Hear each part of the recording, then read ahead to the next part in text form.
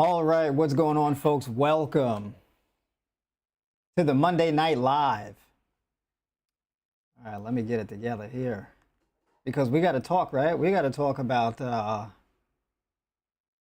risk, security, and how we achieve these things in our diet through adequate planning. And then we got to talk about the real issues in something like a vegan or raw vegan diet and the not so real issues, right? We got to talk about this.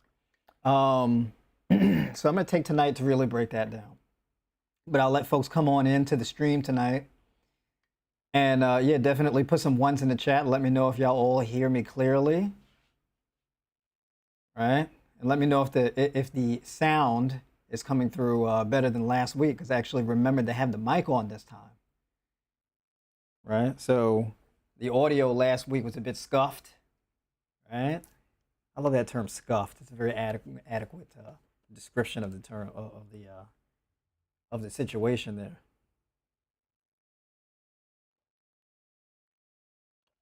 So my audio levels look good as far as on my end, but just making sure. So we see some ones popping up here in the chat.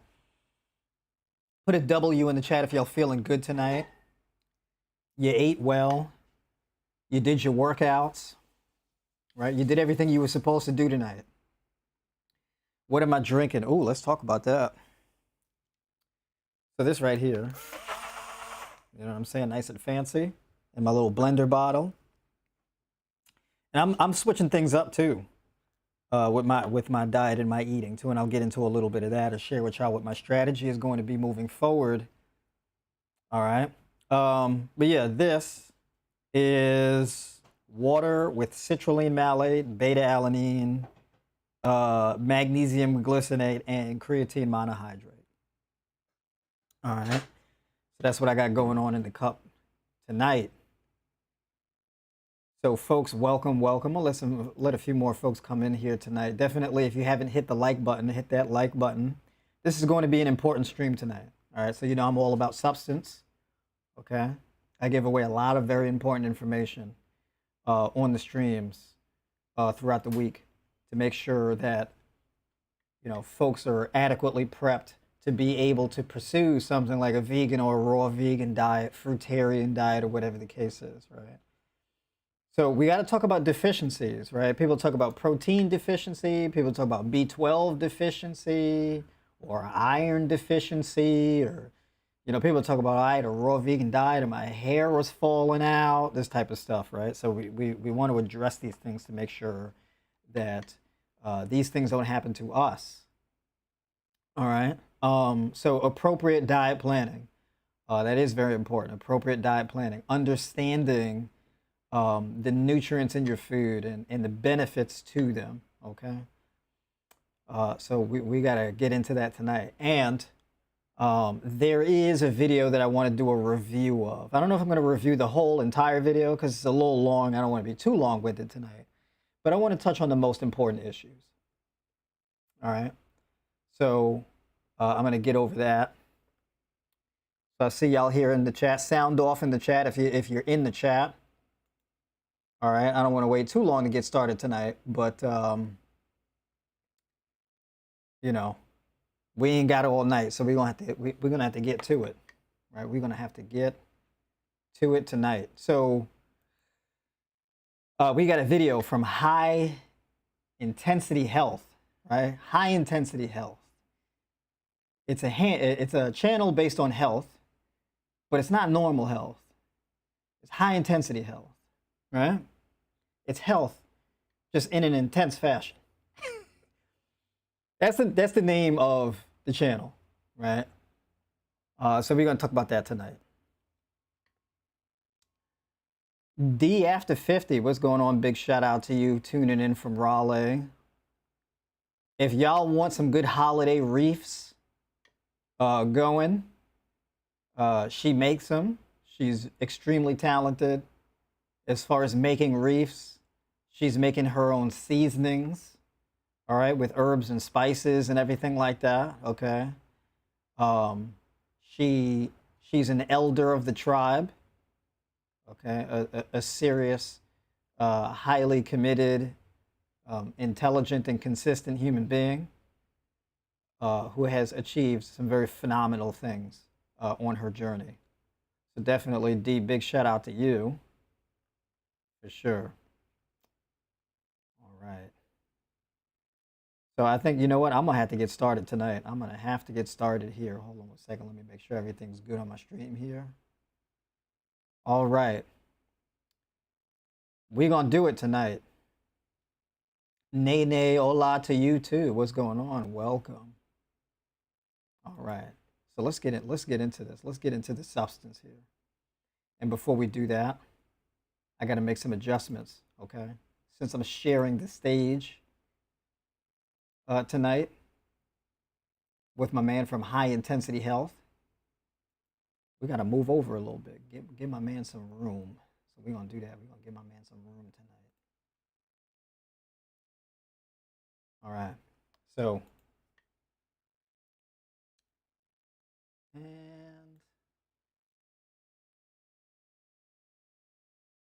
yeah, there we go. Okay. So, the video from my man, high intensity health, but just in an intense fashion. We're going to do a video here. And what he's going to do is he's going to talk to us about the dangers of a vegan diet, or the things that we should be cautious of as far as a vegan diet is concerned, right? Highly intelligent individual, puts out a lot of information on his YouTube channel as well, right? He's even got supplements and whatnot that he sells in his bio to help you achieve a higher level of health in an intense fashion, hence the high intensity health.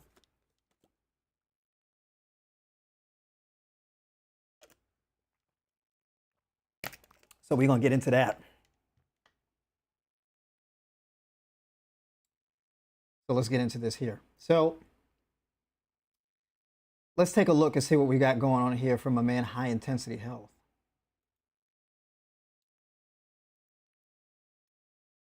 Take this here from the beginning.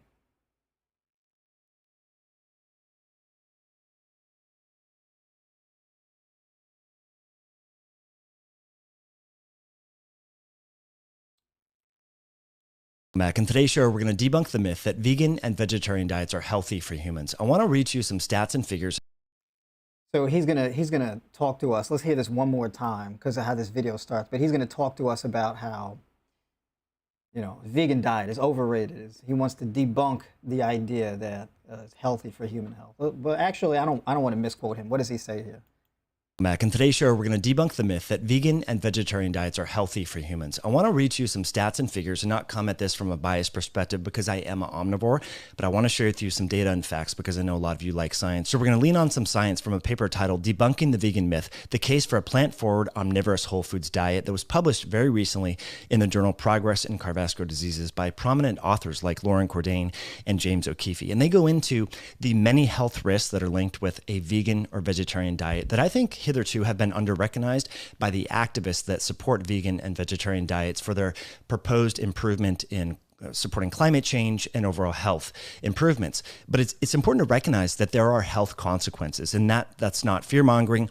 There are known health consequences when you go on a vegan or vegetarian diets that I think many people that for social or societal influences a trend towards going vegan or vegetarian are not aware of. And let's talk about some of these, including depression and anxiety. This is something that we see so much in our culture today. Suicides, drug overdoses. We have people now, I think it's like 30% of postmenopausal women are on psychiatric medications, Prozac, Effexor, and the like. We know kids are now taking polypharmacy when it comes to amphetamines and antidepressants. And we know that more and more people are plant-based than ever, at least here in the West. And so it's important. So this is very interesting, right? Because he's opening with mental illness and stuff like that, and how people, you know, are offing themselves and things like that, and which is a very serious issue here, which he says in the West, right? For us here in the United States, right? This is a massive issue. I'm not sure what that has to do with a plant-based diet, but if a plant-based diet is associated with a decline in mental or emotional wellness, I want to assume that he's going to explain what the mechanism is behind a plant-based diet that results in that. So we'll see if he explains that. I just want you to keep an ear out for that. Important to recognize there is a strong scientific and academically studied, from a research standpoint, an association with mental health issues in going on a vegan or vegetarian diet. And as you can see here in figure 2, that is elucidated by why? The micronutrient deficiencies like omega-3 fatty acid deficiencies. Okay, so omega-3 essential fatty acid deficiencies in a vegan diet. So right out the gate here, this leads me to assume that he doesn't actually know where omega-3 essential fatty acids come from, right? Which a lot of people don't. So I'm assuming that this is probably, he's like a regular guy on the internet. I don't really know if he's educated in, you know, nutrition and dietetics or biochemistry or anything like that. He may just be like kind of a regular guy who's just interested in the topic. I don't know. I haven't really researched his background. So I'm not going to make any judgments about him as an individual, but based on that statement, right, he doesn't know that omega-3 essential fatty acids originate in plants, right? So omega-3 is made inside the chloroplast of plants. So when people say, hey, you know, you need grass-fed beef in order to get those omega-3 essential fatty acids, right? So they make it a point to say grass-fed, right? Or wild-caught salmon, right? Not farm-raised, wild-caught salmon. Well, what does grass-fed and wild-caught salmon have in common? Well, they eat plants, right? So the grass has those chloroplasts I was talking about, and the fish, who are wild-caught, they eat things like algae, right? And sea vegetables and things like that that also contain those chloroplasts. So he may not be aware of that, which is why he said what he just said. But even when you think about omega-3 essential fatty acids coming from chia seeds, dark leafy greens, avocados, things like this, right? It's those green chloroplasts in plants that create the omega-3 essential fatty acids. So yeah, that's the thing to know about. Most people don't know about that. And zinc deficiencies, hair loss. Zinc deficiencies, right? So zinc, and if he's going to keep naming minerals, it would be kind of odd, right? Because if he's going to say that your likelihood of developing mineral deficiencies from eating plants, if he's going to say that, that would imply that he doesn't know where minerals come from, right? Minerals come from the soil, and then they're baked into the plants as those plants grow from the soil, right? So the original source for pretty much any minerals in our environment are going to start with plants. Plants are the primary source of minerals. So if you think about something like zinc, now zinc is going to be found in whole grains, legumes, nuts, seeds, leafy greens, and some fruits as well. Okay, pretty much all the fruits contain zinc. And so if you're eating enough food, especially in a diverse fashion, you are going to accumulate enough zinc in order to maintain healthy levels of zinc. Okay? So, and not to mention, most people with a zinc deficiency are not vegan. Right? In the same way where people who have an omega-3 deficiency are not vegan. Right? And actually, the people who supplement with omega-3 and zinc the most are people who aren't vegan. I don't know if he's aware of that, but just it's an important thing to know. Right? So this is why I'm doing these video reviews, because it gives me a way to correct the record on things that, you know, a lot of these YouTubers and whatnot may not be familiar with. I see more and more people now with thinning or balding hair in both men and women. We know that protein deficiencies, zinc deficiencies, and iron deficiencies, among others, like... Okay, so iron deficiency. Again, iron primarily comes from plants, okay? As far as the hair loss thing, okay, now hair loss is predominantly going to come from chronically under eating, which a lot of people do when they're taking a very aggressive approach to losing weight. And you're also going to be very susceptible to losing weight, you know, if you have like a dry scalp or something like that from being dehydrated. If you're under a lot of stress, you have poor sleep quality. Maybe you've got a lack of serotonin-rich foods in your diet. Maybe you have a lack of magnesium, right? A lack of tryptophan, which is the amino acid that's the precursor to serotonin. So this kind of thing. But you're not really going to be dealing with hair loss, though, if you have an antioxidant-rich diet and you're eating enough in order to get enough of the B vitamins, the zinc, the vitamin E, A, and things of this nature, right? And we'll see what he has to say about iron also, but iron also, the first source of iron is plants. And pretty much iron is going to be in every plant-based food you consume. All right, so just correcting the record on that. This is good stuff here. Let's go. Silica, for example, lead to hair loss, and also the hormonal changes due to insulin resistance that are more common in vegan or vegetarians. Okay, so I don't know where he got that from. There is no scientific evidence whatsoever that shows that insulin resistance is more prevalent in vegans. So either he's lying about that, or somebody just told him that and he just took their word on it and decided to repeat it in the video. But there is no evidence that vegans are, on average, more insulin resistant than the rest of the population who isn't vegan, right? So that's a flat out categorical form of misinformation there.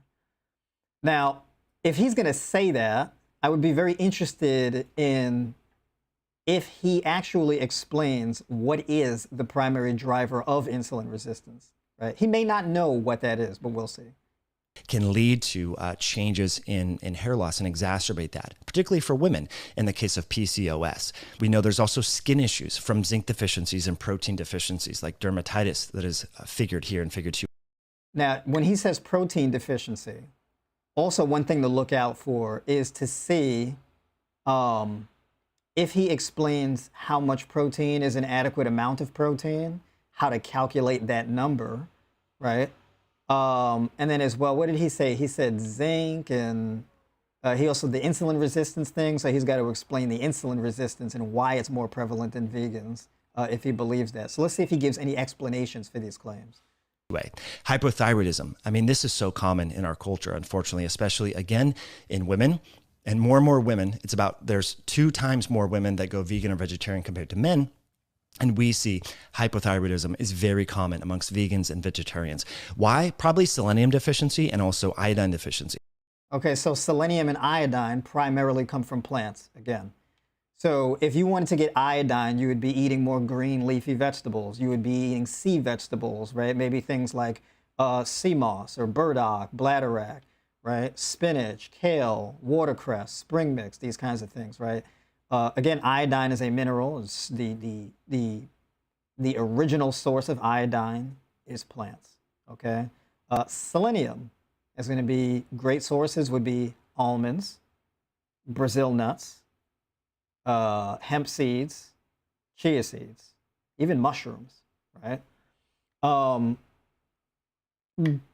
Your grains, your whole grains, legumes, all of these things are going to contain trace amounts of selenium. You don't actually need a whole lot of selenium. You're not really even supposed to have a whole lot of selenium in your diet.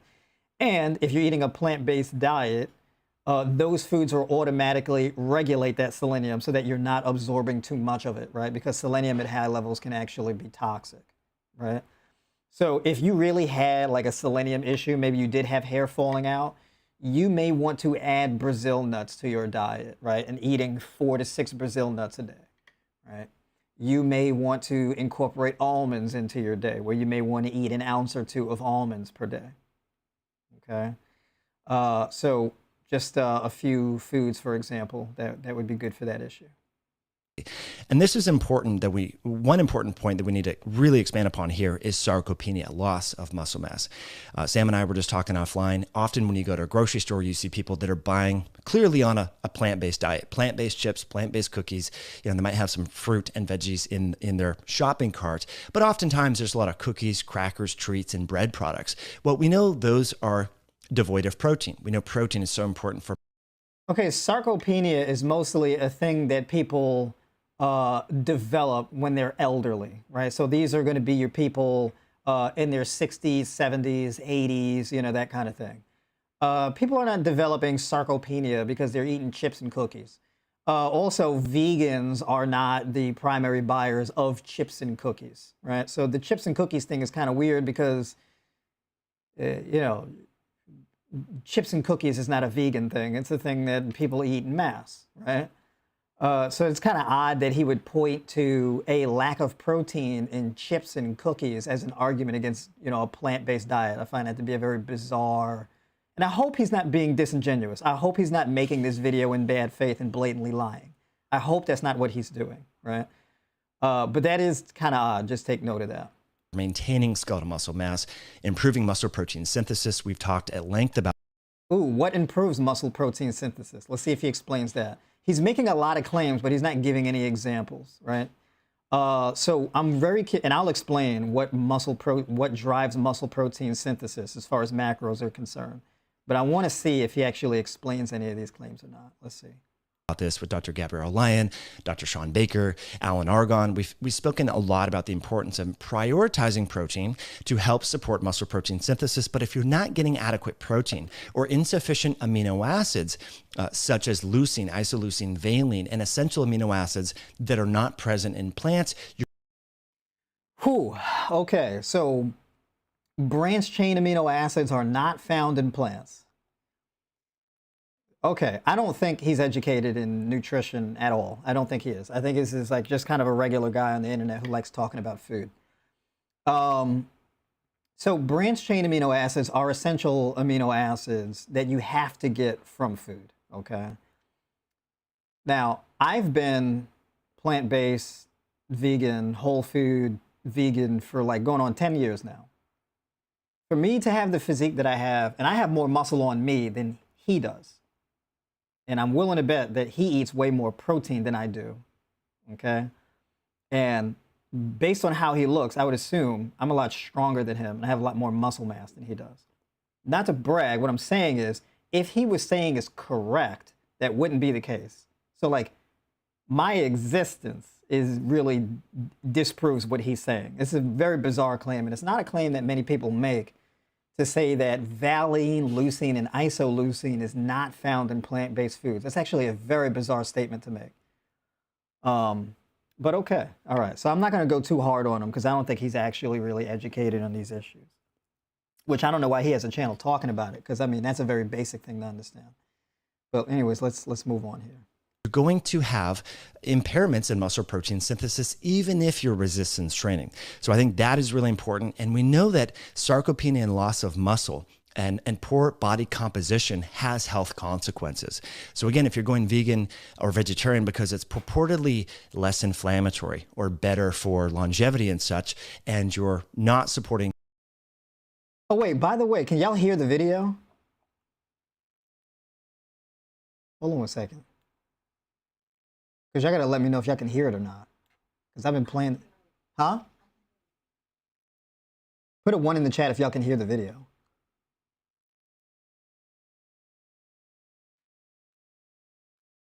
Okay. I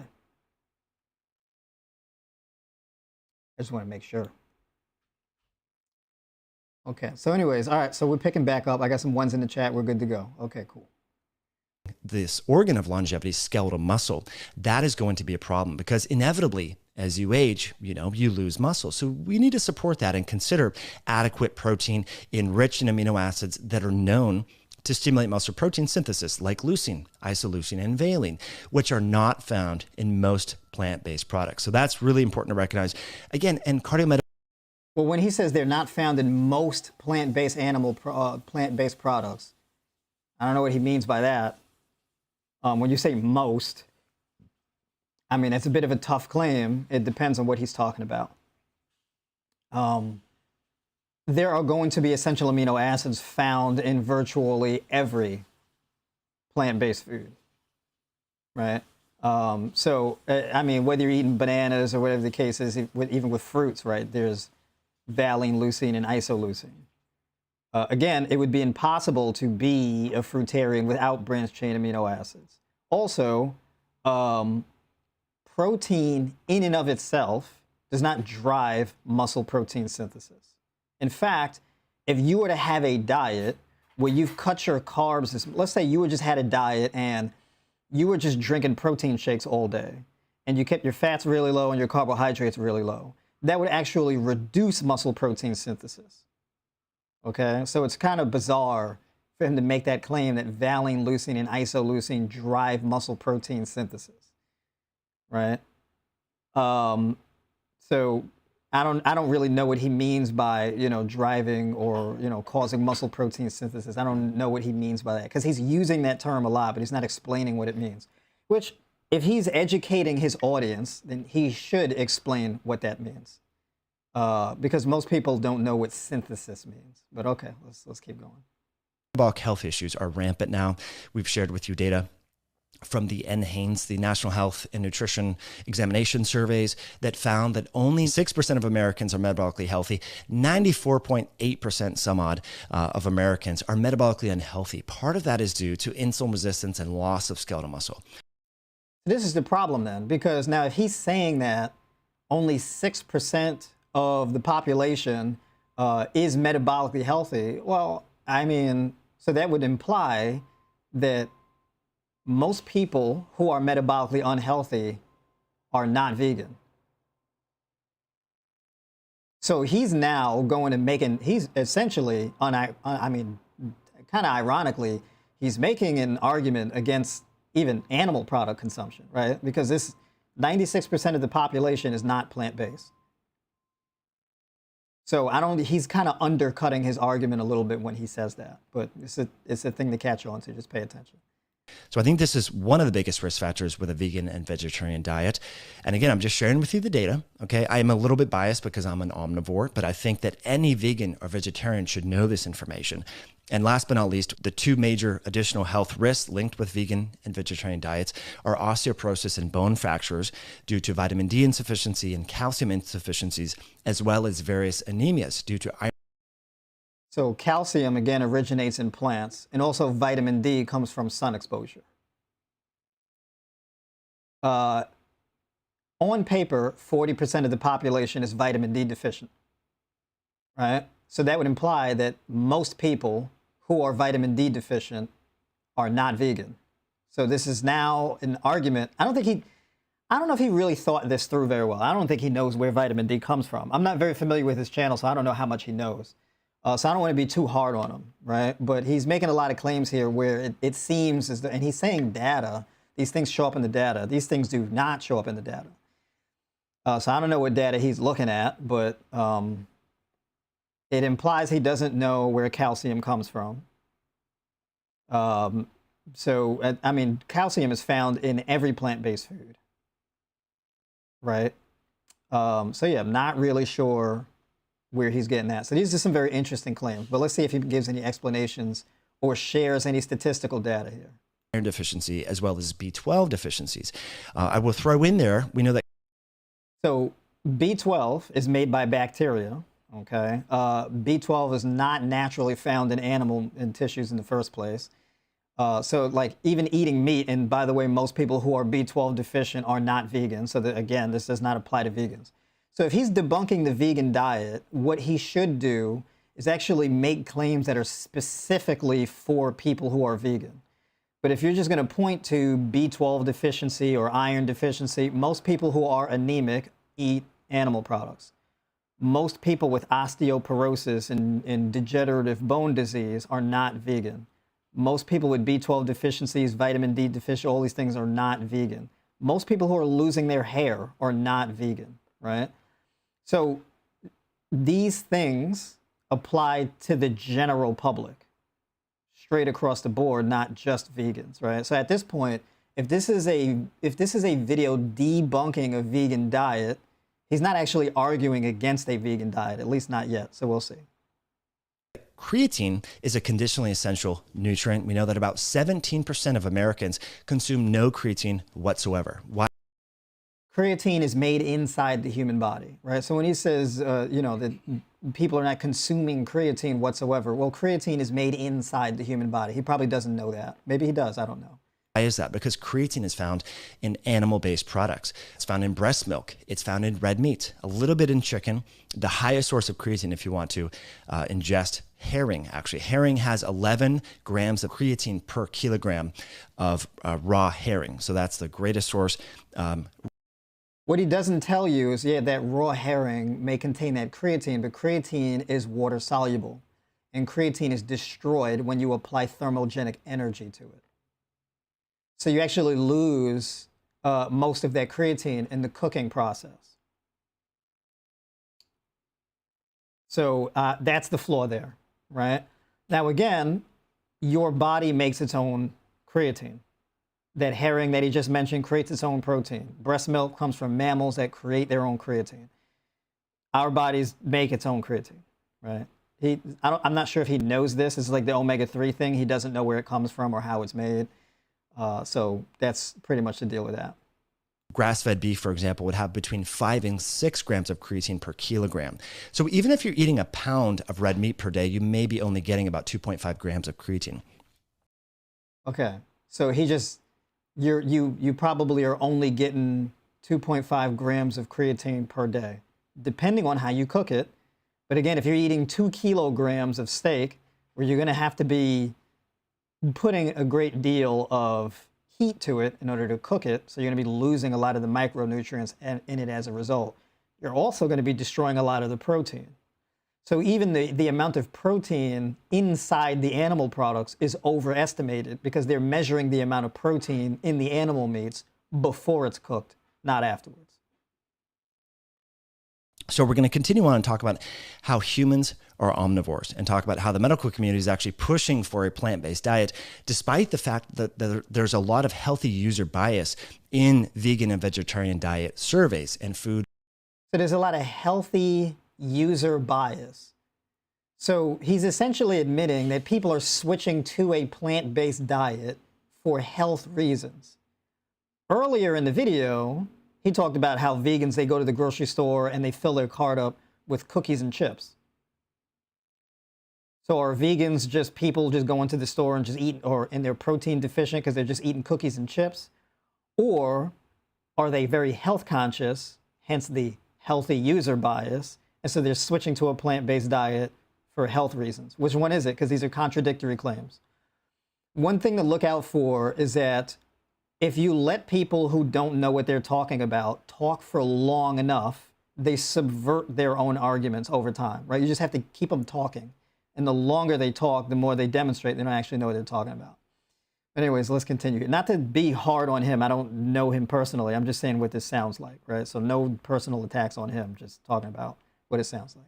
All right. Recall type studies. But first, I want to welcome you back. Thank you for being here. If you're enjoying this content, please hit that like button and share this directly as a text message. Exercise is one of the most foundational things that you can do to optimize your health, improve your sleep. Okay. I'll be on chelated minerals, 2.5 grams of creatine, also magnesium, taurine, and potassium, supplements. a lot of accessory nutrients. Now, he's selling a supplement on his channel after talking about a vegan diet and having all of these deficiencies. But his audience is, I would be willing to bet his audience is not vegan. So if he's advocating and educating his audience on, this complete diet where, if you eat the way that he's telling you to, you're not going to have all of these deficiencies, but he's in his videos selling supplements.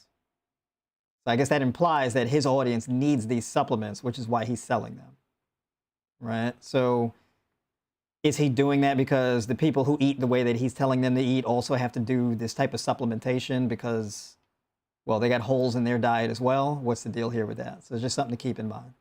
And we know that these nutrients help optimize the absorption of creatine. We know that creatine helps with the intercellular hydration. So this is a perfect combination to use before or during or after your exercise sessions. There's over 510 like you who are trying to optimize their workout sessions. He's talking about this. Nutrition and diet. Hold on a second. Let me pan through here.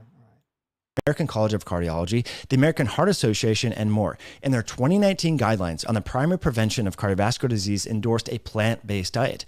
And the Academy of Nutrition and Dietetics stated that an appropriately planned vegan diet is healthful and nutritionally adequate and may provide health benefits in the prevention and treatment of chronic diseases.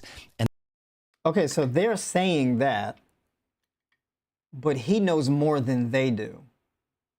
I guess that's what he's implying, because essentially he's saying what they're saying, but apparently he knows better. So let's see. Let's hear him make his case. And they say that it's appropriate for all stages of the life cycle, which I think is irresponsible, almost public health malpractice, because we know that DHA, docosahexaenoic acid, this is an omega-3 fat that is really critically important for brain development.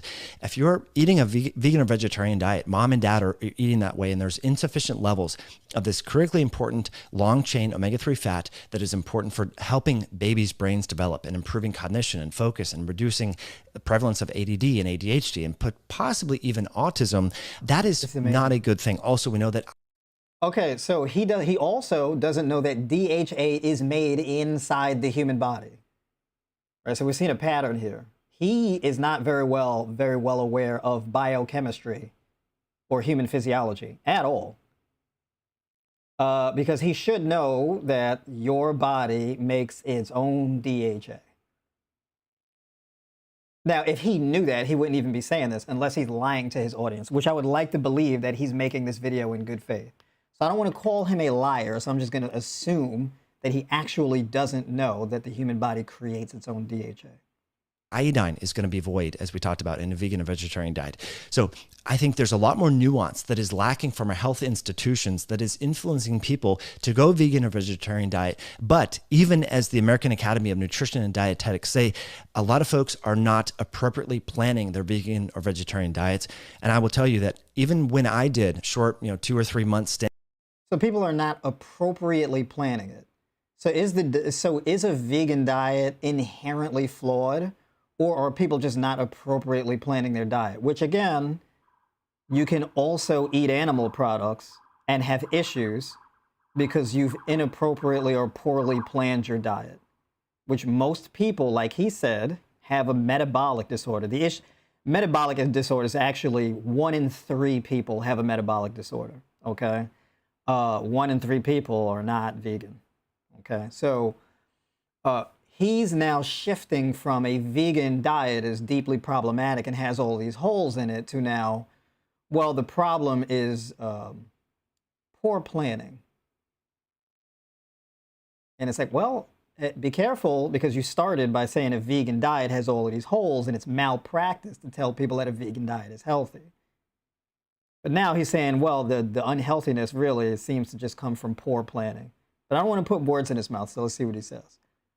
On a vegan or vegetarian diet that was appropriately planned, soaking and sprouting nuts and seeds and grains and making sure that things are fermented and doing the like, I found a lot of gastrointestinal side effects and consequences. And when you hang out or socialize with vegans or vegetarians, they're open and honest about their digestive issues, burping, gassing, bloating, and the consequences of this because humans are in between. We're omnivores. That's interesting, right?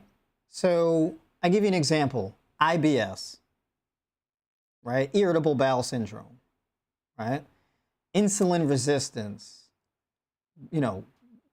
all these type of digestive issues that people have are mainly found in people who, like, let's say, for example, consume dairy, right? So this doesn't really necessarily apply to plants, but let's say you are insulin resistant. You do have poor gut health, and you just start cramming the beans. You just start eating a ton of beans. Are you going to have some gas? Possibly, yes. People often do, right? Now, if you're not used to drinking dairy and you drink a pint of dairy, you're going to have some gas, you're going to have some bloating. If you're lactose intolerant, you're going to have some gas, you're going to have some bloating, you're going to be on the toilet, you're going to have the runs, all types of stuff, right? Now, when he's saying going out socializing and, people are telling him about how they have all of this gas and bloating, now, this would imply that he doesn't really understand gut health issues very well, so he doesn't know how to deal with this. Because a lot of people come to me with gut health issues, and they experience a lot of gas and bloating and things like that. And then when they get on a diet plan, their gut feels a lot better, their gut health improves, and they no longer have all the gas and bloating, right? And if you are, as he says, properly planning a vegan diet, then you're not going to have all of this gas and bloating. You may have it initially in the beginning because you're not used to eating fiber, right? So, for example, your average American only eats about 10 to 15 grams of fiber a day, where you should be getting at least 35 grams a day. So if you have a very fatty diet filled with processed foods, maybe you have a history of taking antibiotics, right? Things like this. You have a history of eating fried foods, drinking alcohol, dairy. You got a lot of gut health damage, right? If you're insulin resistant, you're gonna have a lot of gut health damage, right? Because you've been getting a lot of saturated fat in your diet from dairy, eggs, animal products, cooking with oils, etc., butter, these types of things.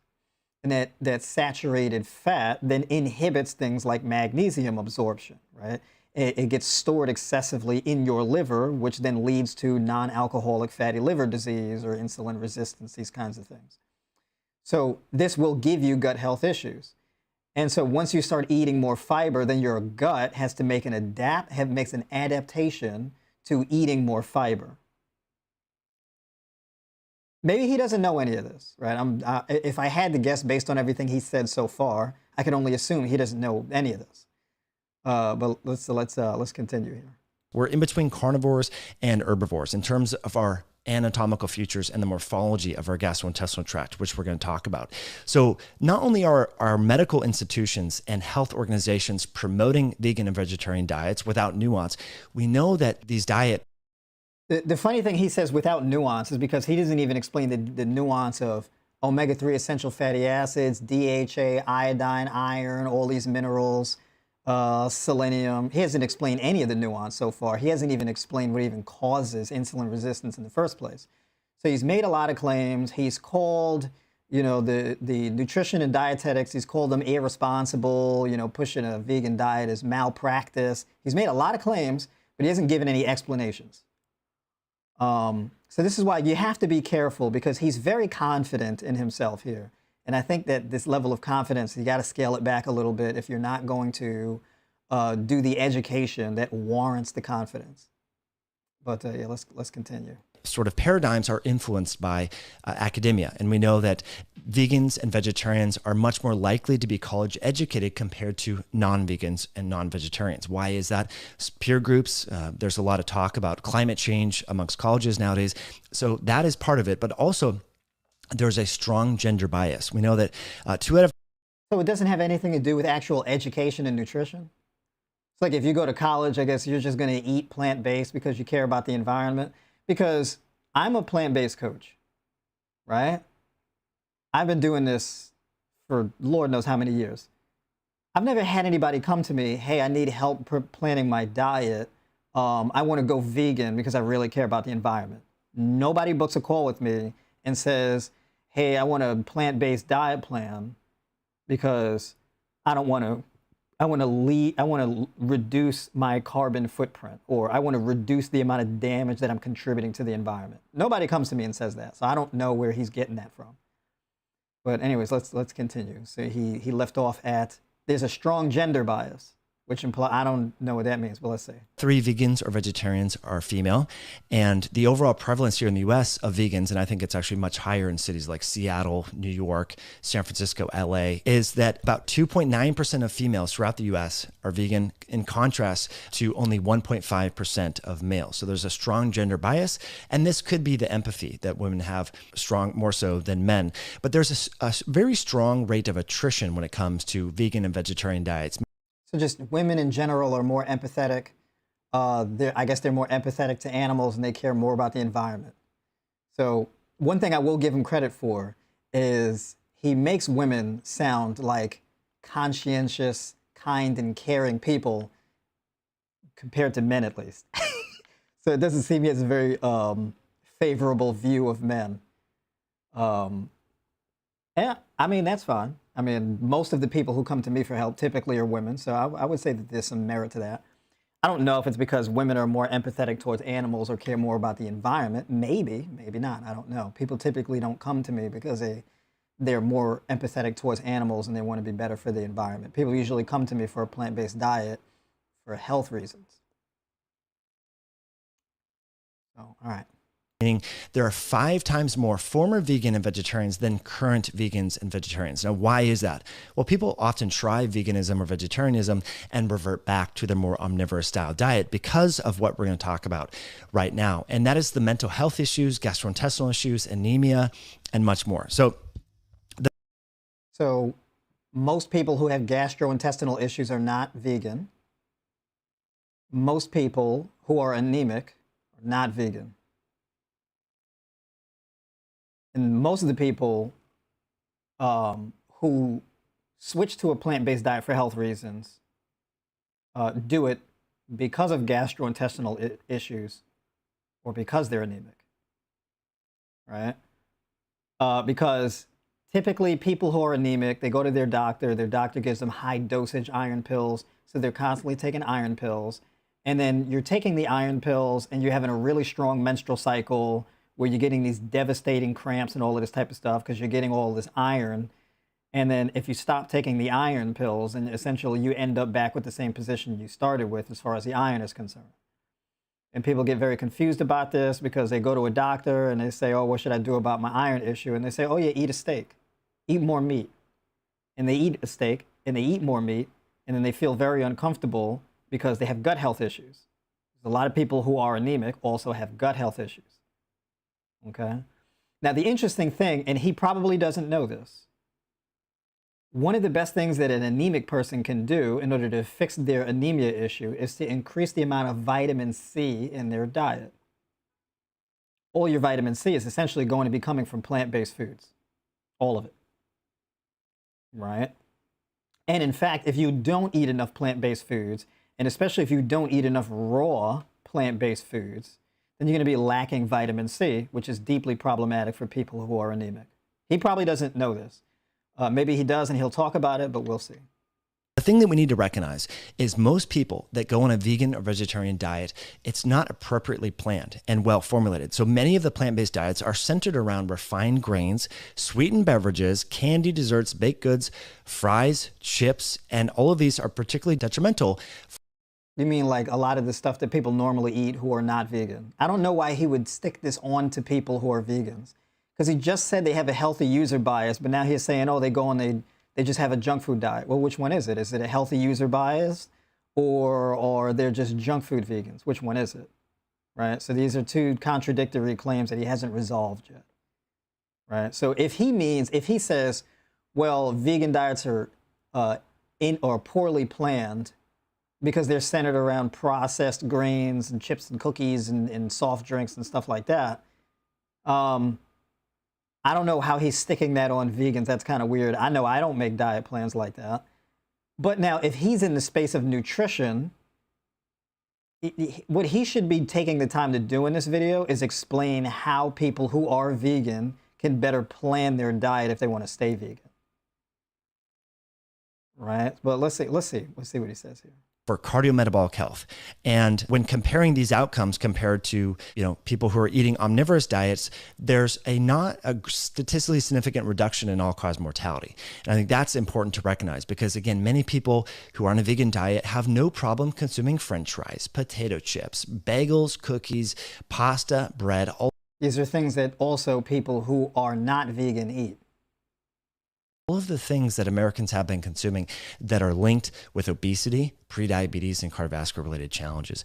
And so the toxic features of the standard American diet that cause obesity, type 2 diabetes, cardiovascular disease, and shortened life expectancy would not be averted by simply excluding animal-based foods. Rather, by reducing the intake of highly processed refined carbohydrates, deep fried foods, processed meats, and sweetened beverages.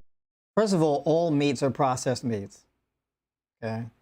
A processed food is a food that is significantly altered from its original form. All right, so guess what? Ground beef, processed. Steak, processed. If you cook a meat, the moment you cook it, it becomes processed, right? If you remove the skin and fur and the blood and all of that type of stuff, processed. If you treat it with chemicals so that it doesn't look gray on the shelf, processed, right? So all meats are processed. Okay, unless he's advocating for like a raw meat diet where you're supposed to eat like a cat or something like that, then essentially all animal products are processed. Now, when he talks about fried foods, and this is very interesting because they like to talk about fried foods, but why are fried foods so problematic in the first place? What are you frying? What's with the fried foods? How do you make a food fried? Right? Now, when people say fried food, essentially what they're talking about is you're taking fat in an oil, you're dipping a food in it, rapidly cooking it at a high temperature with breading on top. It's essentially how you make a fried food, right? You take something, you add breading and seasoning to it, and then you dunk it in the oil in a high temperature. It sizzles up, fries up, and that's how you get a fried food. Okay? So this is a dietary fat oxidation issue. Now, if you're eating, let's say, fried chicken or fries or something like this is not a carbohydrate issue. It's a fat issue. Okay? I doubt he's going to explain that. He probably doesn't know that. He doesn't understand nutrition enough to actually explain how that works. And that's okay. That's why I'm doing this video, to just explain it, to add some clarification. Right? I'm doing these videos because one of the things that people are very particularly interested in hearing me talk about is to address all of the different opinions that people hear, because there's a lot of information floating around on the internet and people are confused and they don't know what to believe. So I'm like, well, let me provide some clarification. That are ubiquitous in our culture. I think everyone agrees that we should not be consuming a lot of processed meats, charbroiled meats, salami, sausage, bacon. A lot of people on a low-carb diet do consume those, but I suggest not. Having more organ meats, eating nose to tail, slowly cooking Nose to tail. Is he advocating for like eating like pig snout and oxtail? Is he advocating for eating slave food? Is that what he's doing right now? Okay. Your meats in a crock pot, slow cooker, having farm fresh eggs and the like. I think that's really important. So we need to add a little bit more nuance here. But again, the micronutrient deficiencies that are associated with a vegan or vegetarian diet are linked with neurologic dysfunction, musculoskeletal, also immunological issues because of zinc deficiency and so forth. And so they recommend that vegans or vegetarians should supplement with B12, with niacin, with vitamin D, with creatine, with other nutrients that are going to be deficient in a vegan or vegetarian diet. Most people, again, most people who are B12 deficient are not vegan. Right? This is not it's not a vegan issue. Also, vegans don't have to supplement with niacin. I don't even know why he would say that.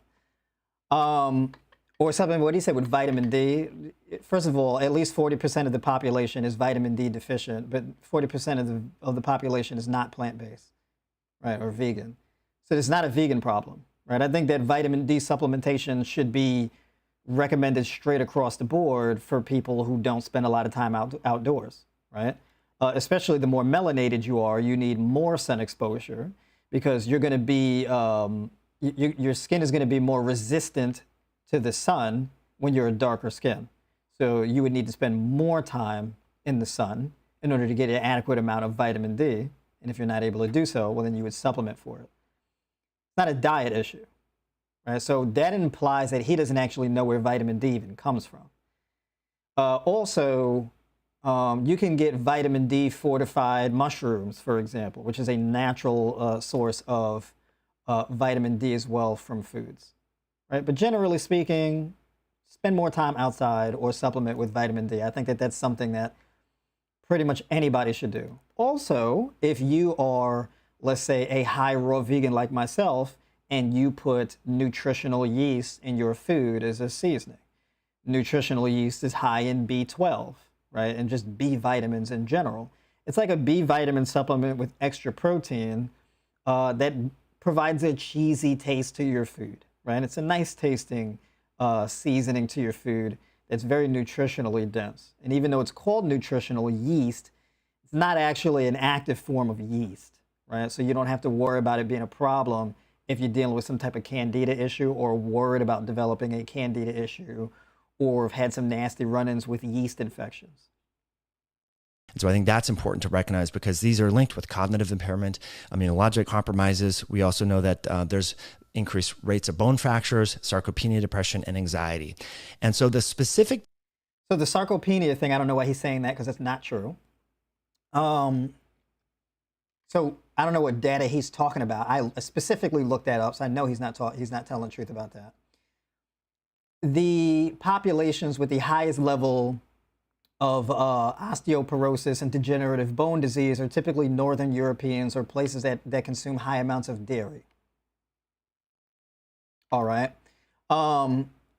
If you have osteoporosis or a degenerative bone issue, right, you would actually need to increase the amount of magnesium in your diet because magnesium shuttles calcium into your muscle and bone tissue.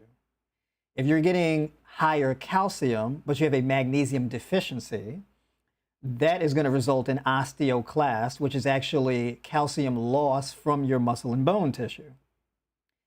And as a matter of fact, a lot of people's neuropathy is a result of this lack of magnesium. And typically, people with neuropathy will often have liver issues, high cholesterol, and atherosclerotic plaque buildup as a result of this magnesium not being prevalent enough to shuttle the calcium into the muscle and bone tissue, which that process is called osteoblast. All right.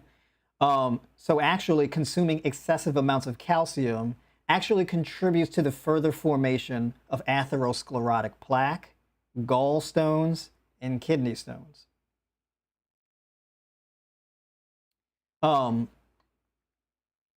He probably doesn't know that. So I'm not going to go too hard on him, but, you know, just a little clarification there.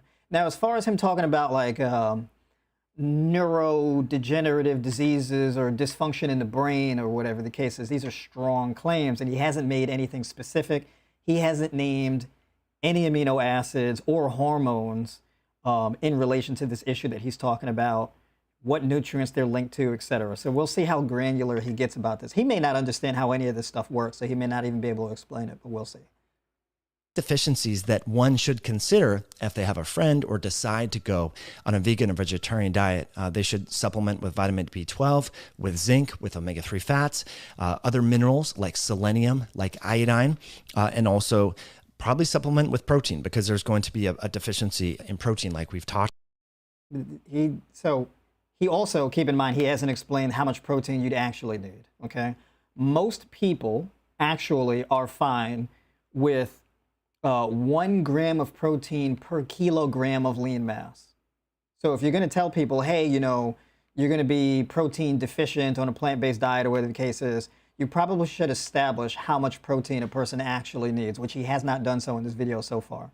He doesn't even know where that valine, leucine, and isoleucine are actually found in plant-based foods. He doesn't even know that. He thinks plant-based foods don't have branched-chain amino acids, which is actually pretty shocking, right? Because if that were true, there wouldn't be a such thing as a plant-based protein powder.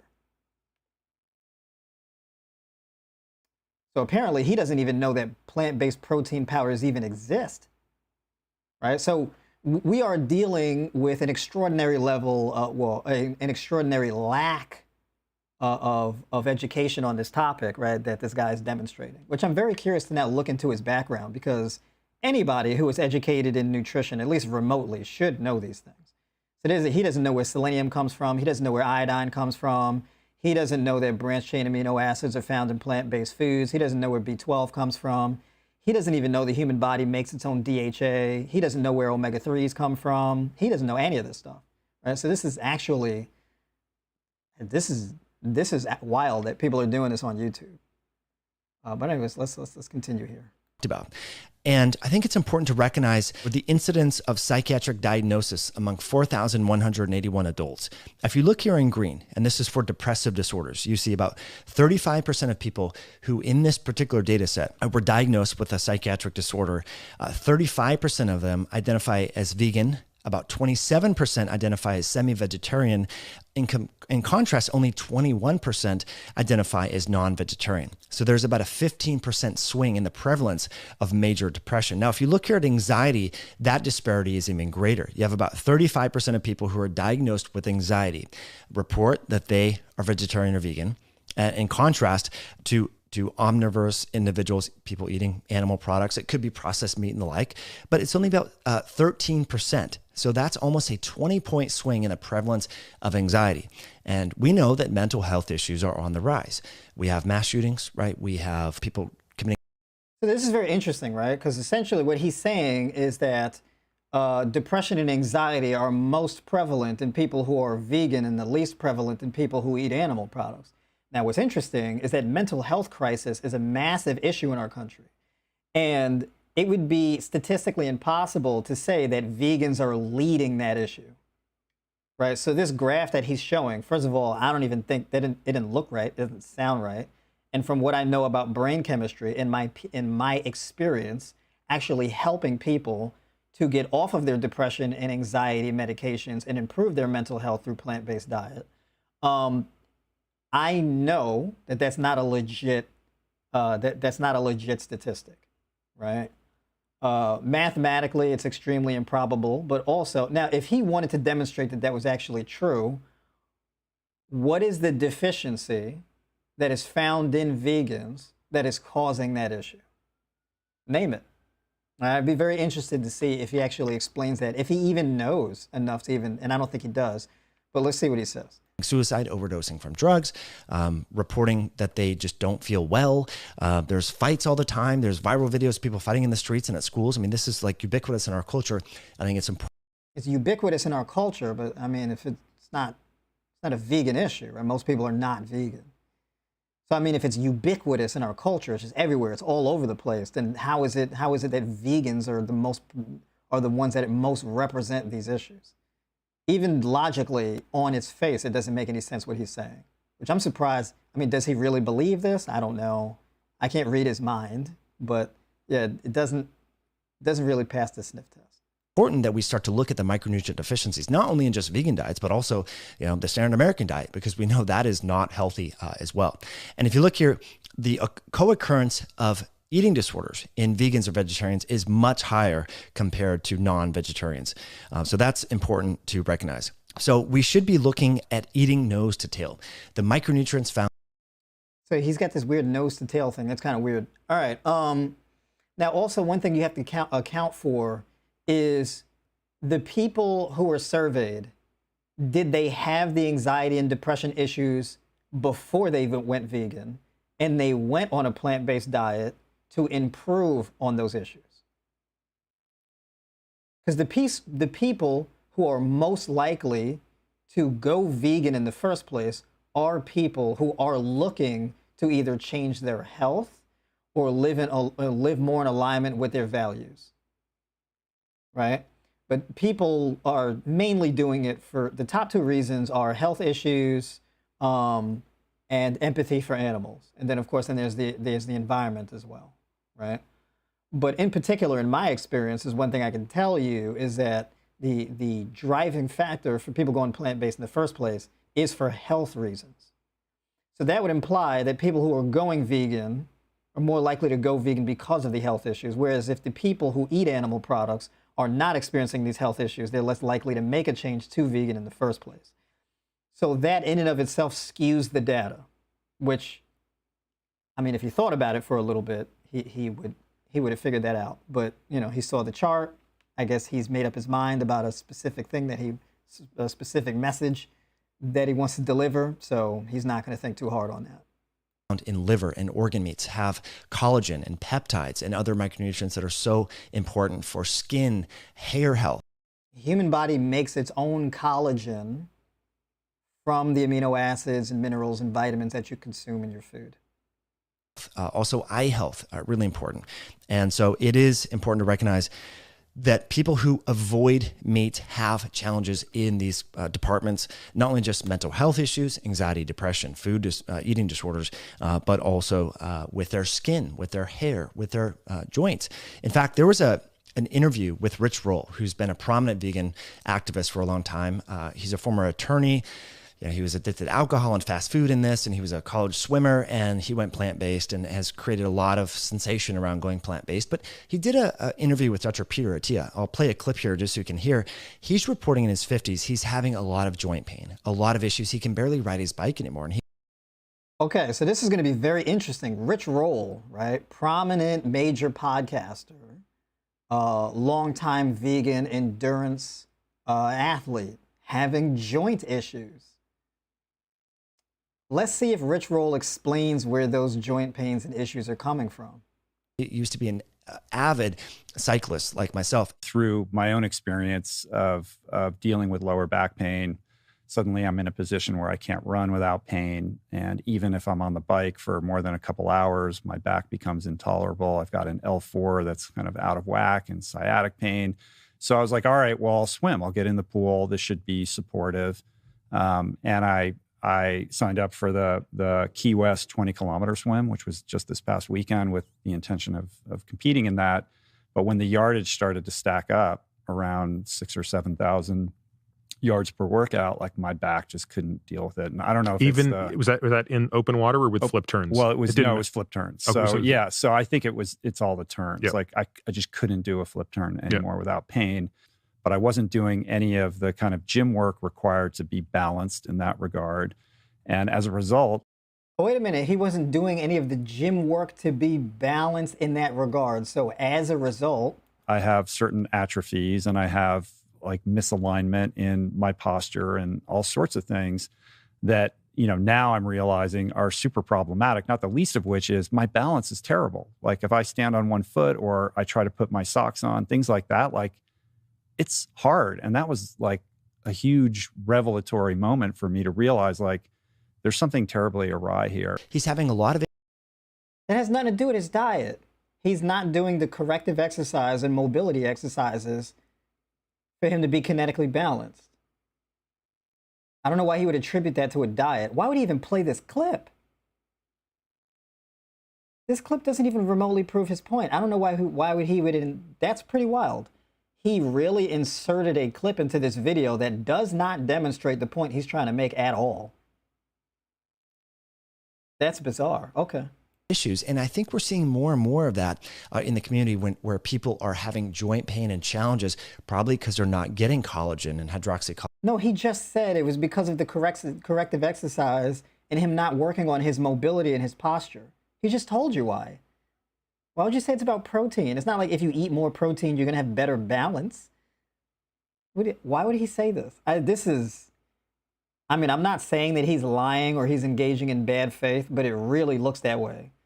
Because Rich Roll is saying, I wasn't doing the work in the gym to correct my imbalances, and as a result, I have certain atrophies that cause me to struggle with things like balance. He explained what his issue was. Why would you go back and say, oh, he's not eating enough protein and collagen? It's bizarre. Collagen and the different collagen-like peptides from eating a nose-to-tail animal-based.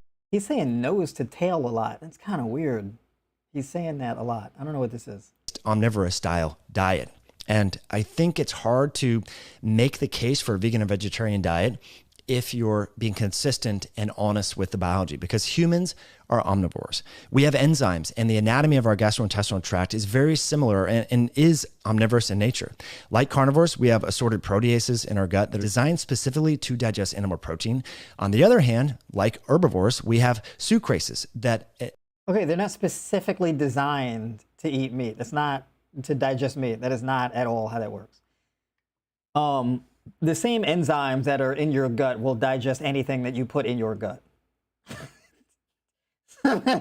So it's not specifically designed for that. I don't know why he would say that. In our gut that enable us to digest fruits and vegetable matter. We can digest plants and so forth. So the great apes have a dominant colon that is very similar in function to that of ruminants, and that is adapted to ferment and digest bulky plant matter. In contrast, the human gastrointestinal tract is morphologically intermediate between carnivores and herbivores. It's characterized by a dominant small intestine that is effective for digesting both plant and animal-based foods. Humans also have shoulders, arms, and trunks adapted to enable us to accurately throw projectiles like rocks and spears at high velocity to capture animals in order to accommodate the micronutrients that we need to survive. Okay. Human beings are supposed to eat meat because we have arms and torsos and shoulders. We could throw rocks at animals.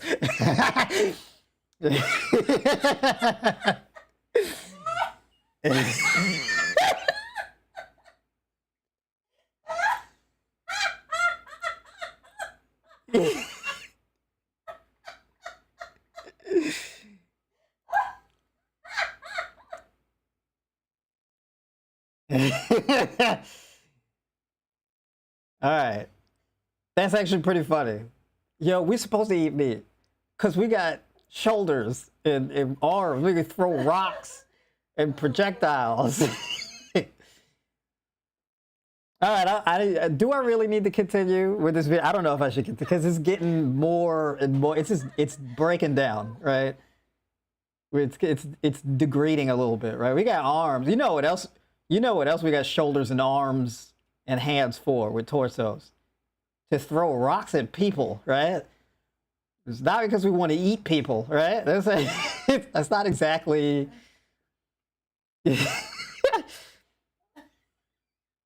That's not, you know what I mean? I don't know. I feel like if human beings are really designed, you know what would really help human beings be better at like catching animals for prey and eating animals? Being built like a cheetah. So that you can chase a four-legged animal with 4 legs rather than 2, right?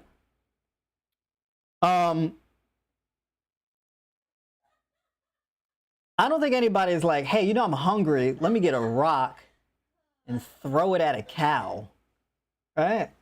And that's how we're biologically designed to do that. That's how we get food. That's amazing. We have enzymes that are specifically designed to digest ground beef or meat in general. That's amazing. Yeah, so the video's getting worse, right? So I don't know if he's gonna offer much substance to this video because it's getting worse over time. It's kind of getting a bit more goofy over time. If y'all want me to keep going through this video, I can. Matter of fact, yeah, put a 1 in the chat if you want me to finish the video, or if you want to hear more, or have we gotten the gist? Can we get serious? Can we like move on, or you guys want me to continue? Because this is. I think we've got the gist, but okay. So I want to have a more substantive conversation about nutrient deficiencies and things like that. So I said continue, so move on. Put a 1 in the chat if you want me to continue with the video. Put a 2 in the chat if you don't. So we got a 2 in the chat so far. Donann's got rank too, so Donann's saying no. She's saying move on. Kelly White is saying move on. I'm assuming those are 2s. 1 just because it's funny. 2. You know what I might do? I might pre-record a breakdown of this video and post it for the people who want to see me go through the whole video. I might do that. But I'm seeing a lot of 2s on here, so people are ready to move on. Let's knock it off here. Let's stop. The throwing rocks thing, and like he played what Rich Roll said. Let me catch up with y'all questions here in the chat, because y'all are asking me a lot of questions. Let me scroll up here. Let's see. Yeah, he said rocks and spears. I'm like, we are tax-paying citizens with cell phones and laptops. We ain't chucking spears for food, okay? It's not what we're doing. We got options. All right, let's see. Let me scroll up. We got a lot of questions in here. Hold up, we got a lot of comments in general. My question, okay, Nene, my question from last week that did not get answered is, what type of food program do you recommend for someone who has gotten their gallbladder removed? Okay, so if you've gotten your gallbladder removed, Nene, if you're still in here, you should keep your dietary fats to about 10 to 15%, okay? I think that as far as grams are concerned, we're looking at around in between 25 to 40 grams of fat per day. But your diet should be mostly a carbohydrate dominant diet. And the reason for that is because without a gallbladder, you're not really going to have the sufficient stomach acid that is needed in order to be able to digest significant quantities of dietary fat, right? So that would be the guidelines there if you don't have a gallbladder. All right. So pretty much, I think like something like an 80-10-10 kind of diet, for example, something that is high raw or entirely raw vegan, okay? I think high raw vegan is probably going to be a better option because you're going to have more versatility to be able to hit all of your nutrient goals, right? If you're on a raw vegan diet and you're missing a gallbladder, you're probably not going to want to be loading up on the nuts and seeds and avocado and things like this, right? So you got to be able to pivot to more carbohydrate-rich foods, right? So your legumes, your whole grains, your sweet potato, yams, things like this, right? So that would be my recommendation as far as that's concerned. All right, so I hope I've sufficiently answered your question there, but any other questions, we'll get into it. The vegan diet actually helped my demography and lupus outbreaks. That's right. That's right. Yeah, you had them. You don't have them issues anymore. And look at that. You've able to reverse these autoimmune issues on a plant-based diet. So I mean, you're living proof that what he's saying doesn't really check out. I was just going to ask how to know how much protein you should have. Yeah. Typically, the general recommendation is going to be 1 gram of protein per kilogram of lean mass. All right. If you're doing hypertrophy training or a high volume style training, trying to really gain mass, that's where it can probably get up to around 1.4, 1.6 grams of protein per kilogram of lean mass. You don't want to calculate your protein according to your overall body weight because your body fat percentage is going to skew the number, okay? So obviously a person who is 30% body fat is not going to be consuming as much protein as somebody who's 10% body fat at the same weight, So your protein is supposed to feed your lean mass, not your fat mass. That's right. Everyone be sure to like the stream. That's right. Hit the like button. You know what I'm saying? To like the stream. Like the stream if you like the stream. Money, money, money. That's what he's after. Yeah, maybe. You're right. He's pitching them supplements. Like he's got to pay the bills, right? This also explains the bad nutrition. He wants to approach veganism from the worst possible angle every time. Yeah, it seemed very bad faith how he's going about it. I mean, like, people have biases, but I mean, dude, come on. I mean, the chips and cookies thing, come on, man. Like, people are not switching to a vegan diet to eat chips and cookies. Like, come on. And fried food tastes bland if you don't add salt and all that to it anyway. True.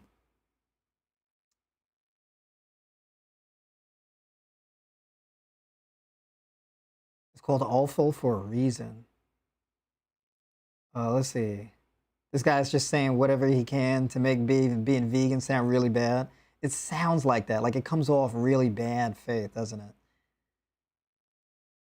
Yeah, where do you get B12? You know, the funny thing is, so B12 is made by bacteria that is typically found in fresh water, right? So that bacteria that makes that B12 is often found in produce. So you can actually get B12 from fruits and vegetables, interestingly enough, right? Now, the interesting thing is people will say, oh, well, there's no B12 that naturally occurs in fruit, which technically fruit doesn't inherently contain B12, but that bacteria that makes B12 is often found in fruits, right? So speaking of nuance, well, that's a nuanced view right there. But I mean, you can supplement with B12. B12 is often found in plant-based milks. You can get B12 from nutritional yeast. I mean, it's not hard to get B12. And you need the recommended daily intake for B12 is 2 micrograms per day. This is infinitesimal. This is very easy to get that. Your average like B12 supplement, it's like in the thousands, some crazy number as far as B12, right? So like your average B12 supplement has like 500 to 1,000% of your recommended daily intake of B12.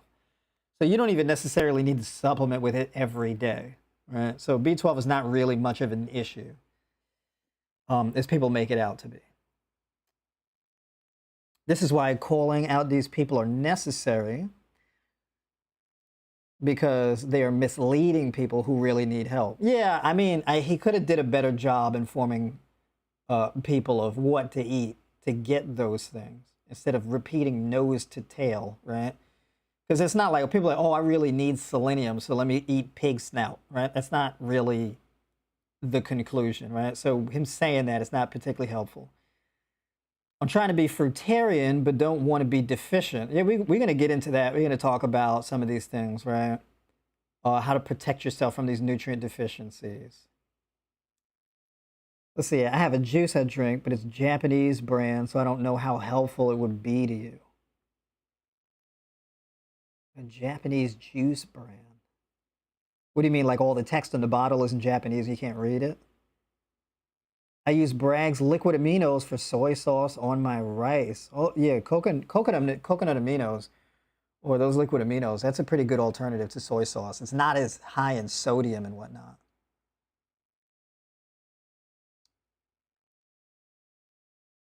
Oh, yeah, what, somebody was in here, Chucky, wanted me to answer their questions? Yeah.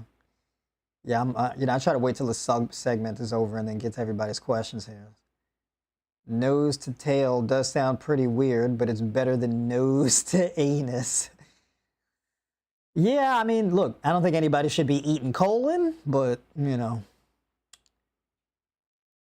LOL, the idea that we need to eat skin and organs to have good skin and organs is insane. It's like when they say we need to eat fat to lose fat. Yeah. Yeah, you really gotta, they gotta clean up the rhetoric a little bit. I say, in order to be a human, you have to eat a human. Yeah, the rhetoric it's a bit patchy, right? There's some holes in it. Yeah, it is funny. I mean, all right. The mental gymnastics someone will go to protect their animal flesh knows no bounds. Yeah, it's pretty wild. Let's see. Monkey arms are for flinging turds, not rocks. Y'all ever seen them animal videos where like you'll have like gorillas and stuff in zoos and they fling in their feces at like the guests in the zoo? I would love to know what's on their mind when they're doing that. I would really like to know. Like if you could just read a gorilla's mind where they just like poop in the hand and they just take off to a running sprint and just fling it like how they do and just catch somebody right in the face. You ever seen, they got real good aim with that poop. I want to know the play-by-play, what's going on in their mind to make them decide that they want to do that. And I want to know how they choose their target, right? Like, do they say, I'm going to hit that lady with the gray hair right in the mouth with the cell phone, that one with the iPhone? Like, how premeditated is it? You know, how do they choose their victims? I'm very interested to know that. All right, let's see here. Oh, Donan, you logging off? All right. All right. Let's see here. I'm watching from the start, and I'm like, what? The guy is, yeah. Yeah, I mean, the claims are a bit wild. Let's get down to brass tacks. Let's talk about the common nutrient deficiencies, specifically in a raw vegan diet. Let's talk about that. Let's say you want to be a fruitarian. I want to be a fruitarian. Should I eat 100% and only fruit? First of all, it depends on why you're doing that, how long you're doing it, and what you're doing it for. The rules on a fruitarian diet where you're eating 100% fruit is going to be fundamentally different from like eating cooked food. Because the game you're playing is going to change. So when you're eating just fruit, the amount of food that you're going to be eating is going to be a lot higher in portion size. If you're going to be a fruitarian, this is where you're eating like 15 to 20 pounds of fruit per day, if you're going to be a fruitarian. So the amount of food you eat, like you could sit down and each meal that you eat is like, could be 3 to 5 pounds of fruit per meal, okay? So you're eating, 4 pounds of cantaloupe at a time. You're eating, 6 to 8 bananas at a time. You're eating 4 to 6 apples at a time. You're eating, 12 tangerines at a time. You can eat a lot more volume. You may hear that and you may say, well, that's a lot. A lot of food is a tremendous amount of food. It may seem like that, but you also have to factor in at least half of that is going to be water, right? Fruit is mostly water anyway. So if you're eating 20 pounds of fruit, really, if you dehydrate it, it can come out to being like a few pounds of actual food, like 5 pounds or 3 pounds of actual fruit. If you was to take all the fruit that you eat in a day, and you were to dehydrate it and really condense it down, the portion size wouldn't really be that significant. So you're eating your food and you're also eating your water, and that's really going to change the food volume. It's going to be a lot more food volume, okay? Because you're going to be getting like over a gallon of water just from your food alone if you're going to be a fruitarian. Okay, so it's important to know that. If you're going to be a fruitarian where like 80% of the foods you eat is fruit, so you're a raw vegan, but fruit is the staple. You do eat other things like nuts and seeds, leafy greens, that kind of thing, but the overwhelming majority of your food is going to be fruit, right? And that's kind of more along the lines of what I would advise or do, okay?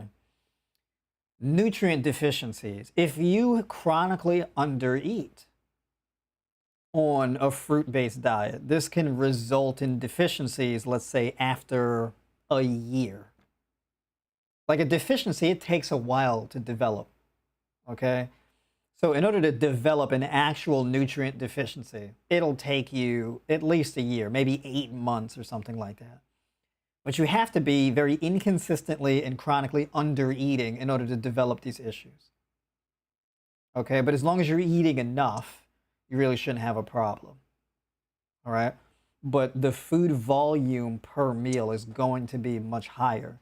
So all of this eating 1 or 2 bananas at a time, that's not going to fly. Okay? Eating a cup of cantaloupe at a time, not going to fly. Eating a cup of grapes at a time, not going to fly. Okay? You're under eating massively. It's deeply problematic. You eat way more than that.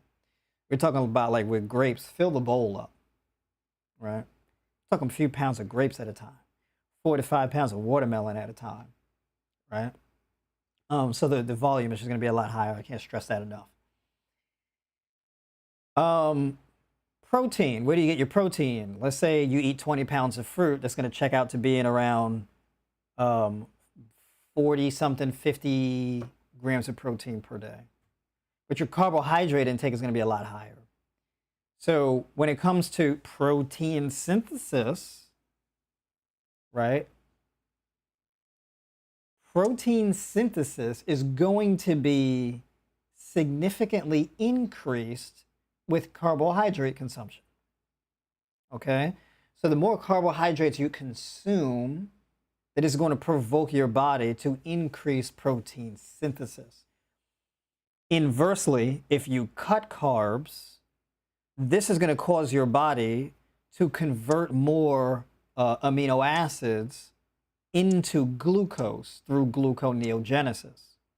Okay? So if you cut your carbohydrates and you raise the amount of fat and protein you consume, in order to maintain your blood sugar levels, in order to maintain an adequate amount of glucose, your body is going to break down a portion of that protein into amino acids and then convert those amino acids into glucose. Okay? So this actually results in a form of protein wasting. It's catabolic. It actually reduces protein synthesis. All right? So it's very important to understand that. Increasing carbohydrate consumption would improve protein synthesis, muscle growth, growth hormone, free testosterone. Okay, just to name a few things.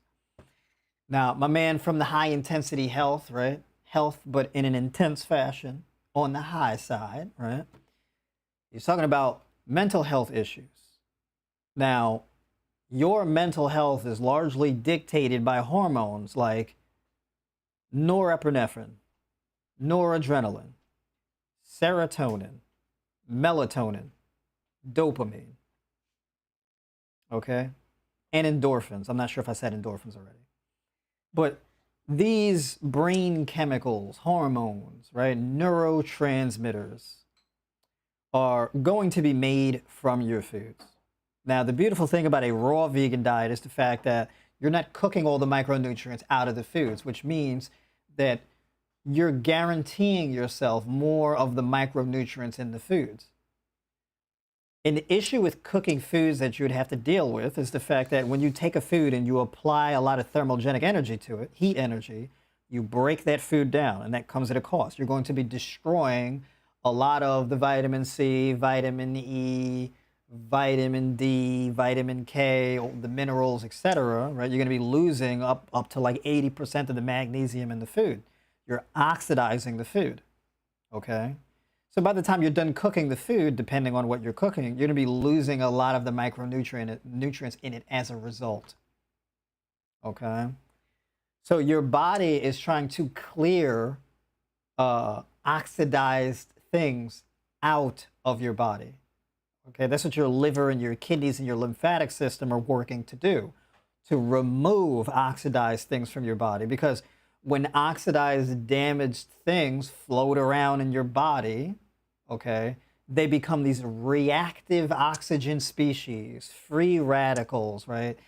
Metabolites. And these things go on to cause more oxidative stress and destruction in your body, which will then cause you to have more inflammation as a result of the increase in oxidative stress. If you sustain that over a long enough period of time, you then become more and more susceptible. You become more and more susceptible to autoimmune disorders. Right? The siren was like really distracting. New York City sounds like an emergency. It always sounds like there's an emergency going on, right? New York City is very noisy. But in any case, so that's the deal with that, right? So with a raw vegan diet, you're reducing the amount of oxidized materials you're consuming.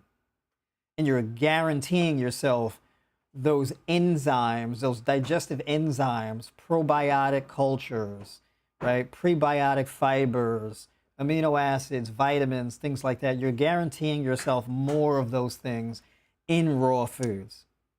So like unironically, you can actually develop deficiencies from eating too much cooked food, where like you're cooking too much of your meals. So if you are in a steep caloric deficit and you're cooking your foods, you're going to be bleeding a lot of nutrients from your diet. You're going to be losing a lot of nutrients from your diet that you would otherwise be getting if you increase the amount of raw foods you were consuming. All right? But essentially, the name of the game is eating enough. And then diversity. So diversity, eating all your colors. So when you see with your fruits, your leafy greens, getting your reds, yellows, oranges, greens, purples, all the colors, right? And this is how you guarantee that you're covering all your bases, right? So I tell people the importance of eating your orange pigmented foods is for the beta carotene that your body then turns into vitamin A. Eating green foods, right, to get the chlorophyll and the omega-3 essential fatty acids, which a portion of that EPA from the omega-3 essential fatty acids gets converted into DHA in your body. Your body regulates this process on its own. You have to have a balance of EPA to DHA. Your body does that on its own, okay? This is how your parasympathetic system works in your body. Your body does this on autopilot, okay? The only time you would probably need to supplement with DHA is if you have some type of genetic mutation that inhibits the production or conversion of DHA in your body. So that's a very specific gene mutation problem. But normally people, you know, their body will take beta carotene, convert it into vitamin A. Their body will take K1, convert it into K2. Their body will make its own collagen. Your body will make its own proteins. Your body will make its own creatine, etc. Okay? Your body makes a lot of these things on its own. All right. Minerals, mineral absorption. Now the anemia thing, let's talk about that a little bit, because in order to reverse anemia, you need an adequate level of not just iron, but copper and vitamin C, as well as B12. All right.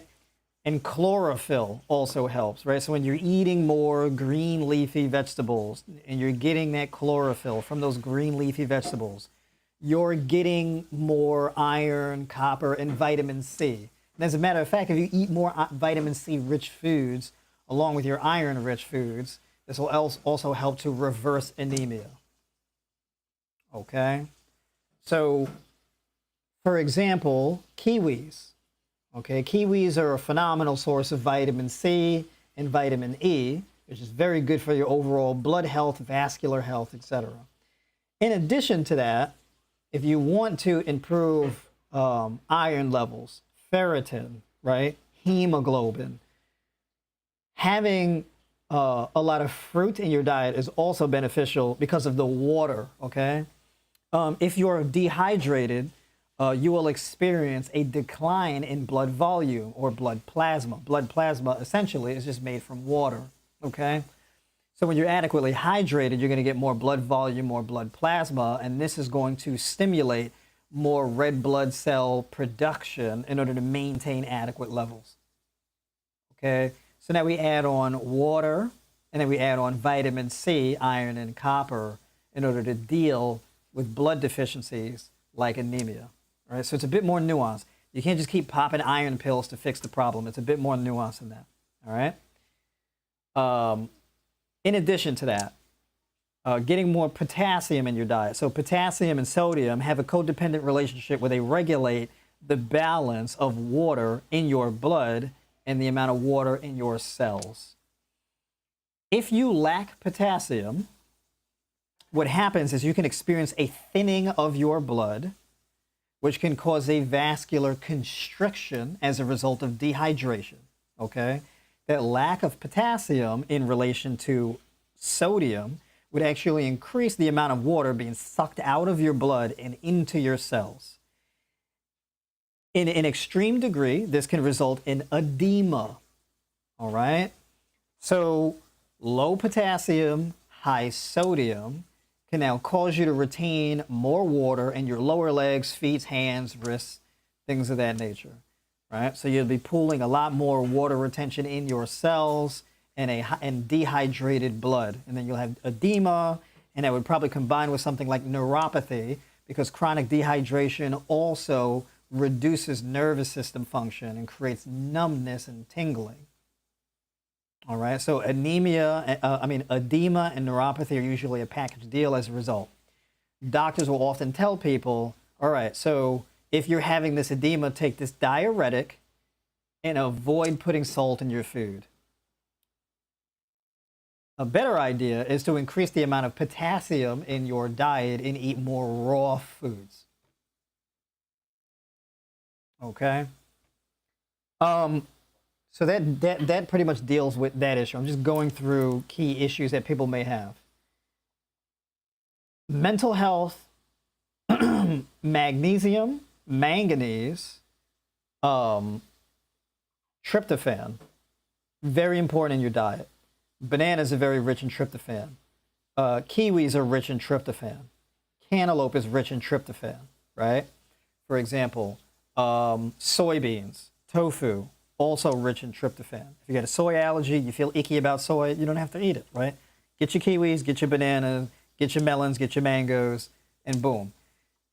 What happens is this tryptophan is a precursor to serotonin, which is predominantly found in your gut, and then through the gut-brain axis results in a serotonin development and synthesis in your brain, and that improves your mental health, because serotonin is the pleasure hormone, right? Serotonin allows you to feel at peace, to feel pleasure, right? To feel fulfilled, for example, okay? That serotonin is also important for dopamine, right? Because serotonin and dopamine increase together. A deficit in serotonin usually leads to dopamine resistance, okay, which destroys your mental health. Sleep quality. Now, serotonin is very important for sleep quality because serotonin, a portion of it in your brain, is converted into melatonin. Melatonin allows you to fall into a deep sleep, okay? Magnesium is the mineral that is combined with this serotonin, melatonin, dopamine, all this kind of stuff, okay? Magnesium is very important in the synthesis of these hormones, the regulation of glucose and oxygen to the brain, etc. So when you increase the amount of tryptophan in your diet, you stay hydrated and you increase the amount of magnesium in your diet, right? The more magnesium you store inside your lean tissue cells, bone, muscle, etc., this is going to lead to better mental health, better blood sugar, better blood pressure, etc. As far as sleep quality, one of the things that I'm a big fan of is a Fitbit, and it has a feature where you can track your sleep quality. Okay, so this helps you gamify your life. A good sleep goal, okay, is to achieve an hour and a half of deep sleep and REM sleep. Okay, so that's my goal that I set for me personally. That deep sleep and that REM sleep is very important to me. Okay, most of your sleep is light sleep.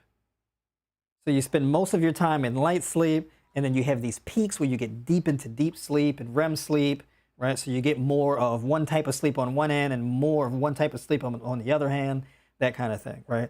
So you get into a real deep sleep earlier on in the night, and then you kind of come out of it like around 2 or 3 or so. Then you get into REM sleep on the back end, and that's where like your dreams and stuff occur, and this is very important for recovery, okay? And when I say recovery, I mean the reduction in oxidative stress, the regulation of stress hormones like cortisol, the production of noradrenaline, norepinephrine, to help you manage stress throughout your day, as well as improve fat metabolism, things of this nature. Your fat metabolism will be obliterated by poor sleep quality, because poor sleep quality leads to a deficit in adrenaline. Okay, and that deficit in adrenaline, or adrenal function in general, is adrenal fatigue. Okay, So this is why the sleep quality is so important. So when you increase the amount of potassium, magnesium, and magnesium and manganese are usually paired together in your foods. Those are like two, like kind of codependent minerals that are often found together in foods in adequate amounts. All right. Magnesium sources, bananas, big one. Mangoes, big one. Watermelon, big one. Pumpkin seeds, chia seeds, big. Peanuts, walnuts, big deal, right? Leafy green vegetables, also very important. If you want to improve your digestive health, let's say you're a person where when you eat fats, it's upsetting to your stomach. A lot of people have this issue. Especially raw vegans will have this issue. When they eat fats, they can eat carbs all day long, but when they eat fats, it disrupts their stomach. They may get a lot of gas and bloating and all this type of stuff, or they may get lethargia or things like this. It feels heavy on their gut, not a good feeling. Malic acid, very important. Malic acid is an amino acid that increases bile production, right, in your liver, and that filters through your gallbladder and into your stomach, and then this raises the level of stomach acid to an optimal level in your stomach, so that when you do eat fats, you don't have a difficult time breaking down and digesting these foods and pulling nutrients from these foods in your intestines, etc. Right? Malic acid is mostly found. Malic acid is actually exclusively found in plant-based foods. Right? So if you want malic acid, you're going to be getting apples, pineapple, cherries, grapes, berries of all forms, kiwis, right? Citrus fruits, etc. Pretty much all the fruits are going to contain that malic acid. Bananas, okay? And this helps fat digestion, right? Digesting fatty foods. So some people may say they have like they may have gallbladder problems. You may have liver problems where you're producing a low level of bile. You're not producing enough stomach bile. Increasing the amount of malic acid in your diet is going to be very beneficial, and a very good way to go about that is through getting that malic acid from raw fruits and vegetables. All right. What else can I cover here? Because I know this is a lot, right? Deficiencies, raw vegan diet. So we covered foods to get certain nutrients from, making sure you're eating enough, 15, 20 pounds of fruit a day. If your diet is not entirely fruit-based, you can get away with eating around, let's say, 6 to 10 pounds of fruit a day, let's say, okay? But that depends on your strategy. Right? Are you trying to work on glucose sensitivity? You're trying to improve your insulin sensitivity and reduce insulin resistance? Are you trying to improve your fat metabolism? Kind of a different thing. One of the best ways to improve fat metabolism is through some form of fasting. Okay? So some form of fasting combined with exercise. The two together work. And not only a form of fasting with exercise, but also improving your sleep quality. Those three things will guarantee having a better fat metabolism. Okay? If you're diabetic, now, if you're diabetic, it gets kind of tricky because people who are diabetic, it depends on how many medications you're on. Some people, they can be on medications long term, they eat more fruit, and they feel fine. Some people, they eat they eat a grape, their blood sugars shoot up to like 300 plus or whatever the case is. That's not because of the grape. How do I know that? Is because that's not even a result of a cup of grapes, because the amount of glucose in a cup of grapes is not high enough to reach that kind of number, which means that the other medications that you're consuming are causing an increase in your blood sugar. All right, so like let's say you could be on beta blockers, hydrochlorothiazide, you can be on diuretics, whatever the case is. Okay, this can cause an increase in your blood sugar and maintaining high blood sugar as a result of the long-term insulin resistance developments from the medications. And it can be to such a degree where you can actually take metformin, right, or some form of even fast-acting insulin, and it's not doing anything to your numbers. Okay, I've even had somebody where walking like 3 to 5 miles didn't even bring their blood sugar down. So I'm like, yeah, this is not even a food issue at this point. At that point, I would probably say that fasting is probably going to be a priority for you. Okay? So if that is the case and that's your goal, you may want to front load your eating to earlier in the day. So if you do eat fruits, you have one meal that's significantly high in fruits, and then one meal that is much lower on the glycemic index. Okay? And then you don't eat again for the rest of the day. So you may just be doing 2 meals a day. Because or you get off the medications. But if you're going to stay on those medications, just understand those medications are going to be doing damage to your metabolism. So if you're going to stay on the medications, well, you're not going to be able to eat liberally in order to reverse the issue. At best, you're probably just going to have to avoid eating anything that could spike your blood sugar, which in that point, you'll never improve your insulin resistance if you do that. So it's a bit of a choice you got to make. So if you're going to stay on the medication, then you can eat, but fasting is going to be the dominant thing. Okay? And the people who mainly have that issue are people who have a significantly high amount of body fat. So it really depends. Now, this isn't really so much of an issue for people who are like in their 30s or 40s. This does become a massive issue for people who are 60 and above. If you're 60 and above and you've got metabolic issues, your circumstances are going to be much more dire because you've been on the medications for a much longer period of time. Okay? And your metabolism was already wrecked to begin with from the poor food choices. So that's where things become a little bit more tricky, and you'd have to have more of a hands-on approach. Okay? But saturated fat intake does have to be decreased, because if you want to fix your cholesterol numbers, if you do want to improve your insulin sensitivity, that saturated fat intake does have to come down big time. And your fats should predominantly be polyunsaturated fat sources. All right? So if you decide, hey, you want to do a raw vegan diet, you've got 3 to 6 months, 2 meals a day, 3 max. You're done eating at like 3 or 4 o'clock in the afternoon, and you're fasting for the rest of the day, right? And the reason why this is going to be the case is because if your metabolism is broken, eating can become problematic the older you are, because the thing is, your body is less likely to create human adaptations when you're older. Okay? When you're older, your body is not going to adapt pretty much to anything. You know when people say, when you're old and set in your ways, right? Like old people set in their ways. There's some truth to that on a biological level. Your body does not respond as quickly to things as it would if you were younger. So you're going to have to be more patient if you're older, right? But if you've got kidney issues, if you've got liver issues, your liver and your kidney issues are going to really curb the amount of food that you eat. And the reason for that is because the intake has to match the outtake.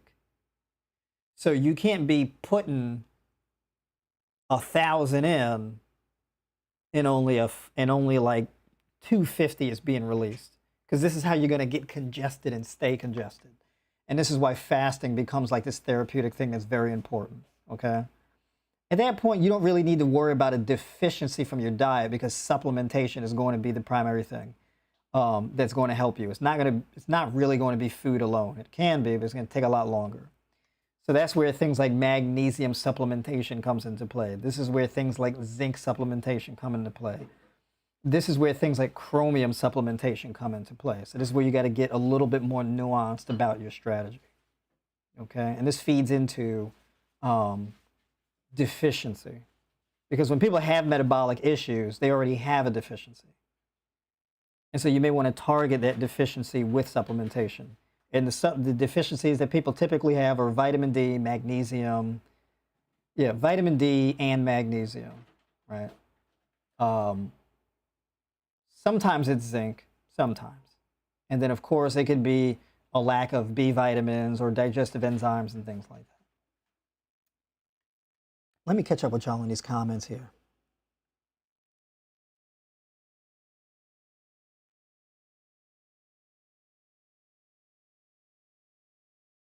Kiwis are awesome, but don't ever blend or juice kiwis because those seeds.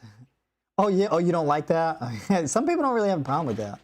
I never really heard anybody complain about it before, but yeah.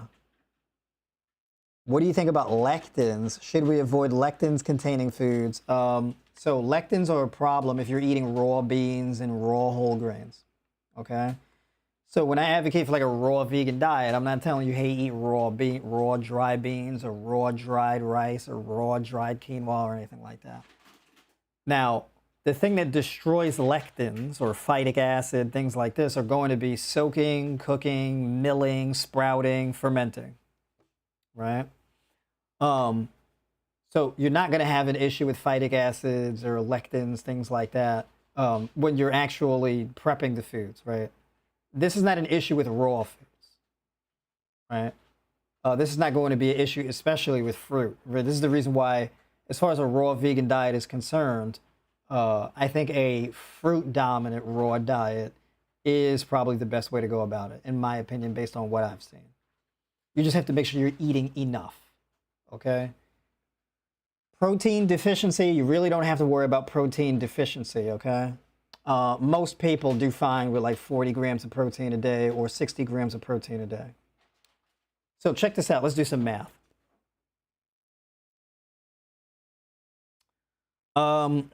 Somebody in the chat, tell me what your body weight is. Tell me what your body weight and your height is. And if you're male or female. We're going to do some math.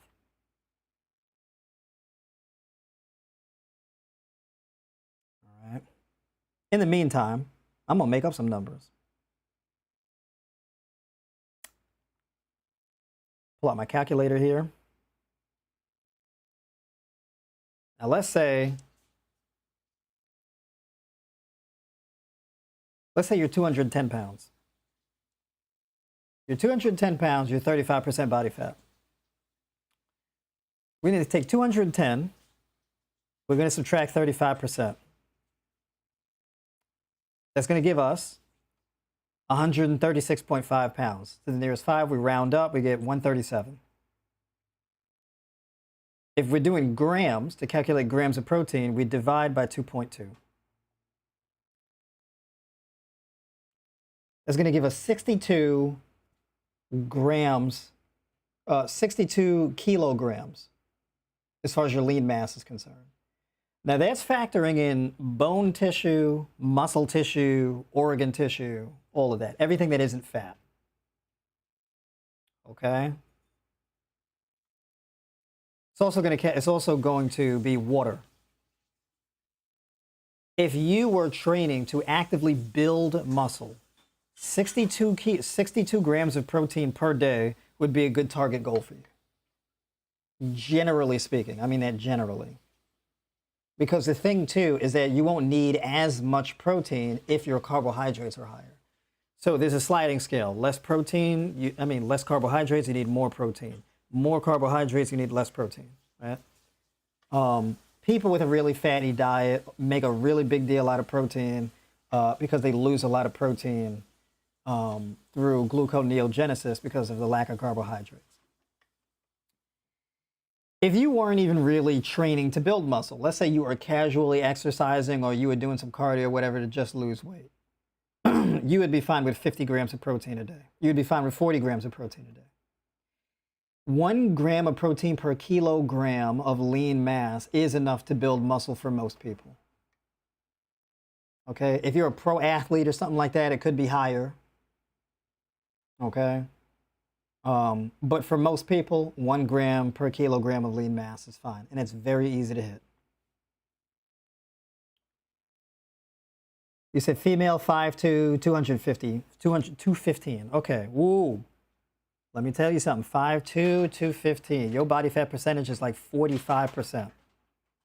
I'm keeping it real. So 215, we're going to subtract that 45%. So your lean mass is 118 pounds. So 118 pounds, we're going to convert that into kilos. 54 kilos. So you're good with 55 grams of protein per day. That's enough. Yeah. Colleen Davis. 165, 5 feet. 5 foot full. 5 feet on the nose, 165. Right? Female. I got that right? All right. So I want to say your body fat percentage at 165, you're probably going to be in between 25 and 30%. Chances are it's going to be 30% if you're 5 feet tall. So once again, we subtract that 30%. 115.5. Round up, we get 116. 2.2. That's going to come out to 52.7. We round up to 53. 53 grams of protein per day as a general recommendation for if you're actively trying to build muscle through hypertrophy training. Okay? 6'2", 190. Ooh, if you are 6'2" and 190, you're actually fairly lean. You don't really got much body fat on you. 6'2", 190, I want to probably say your body fat is probably in between 10 and 12%.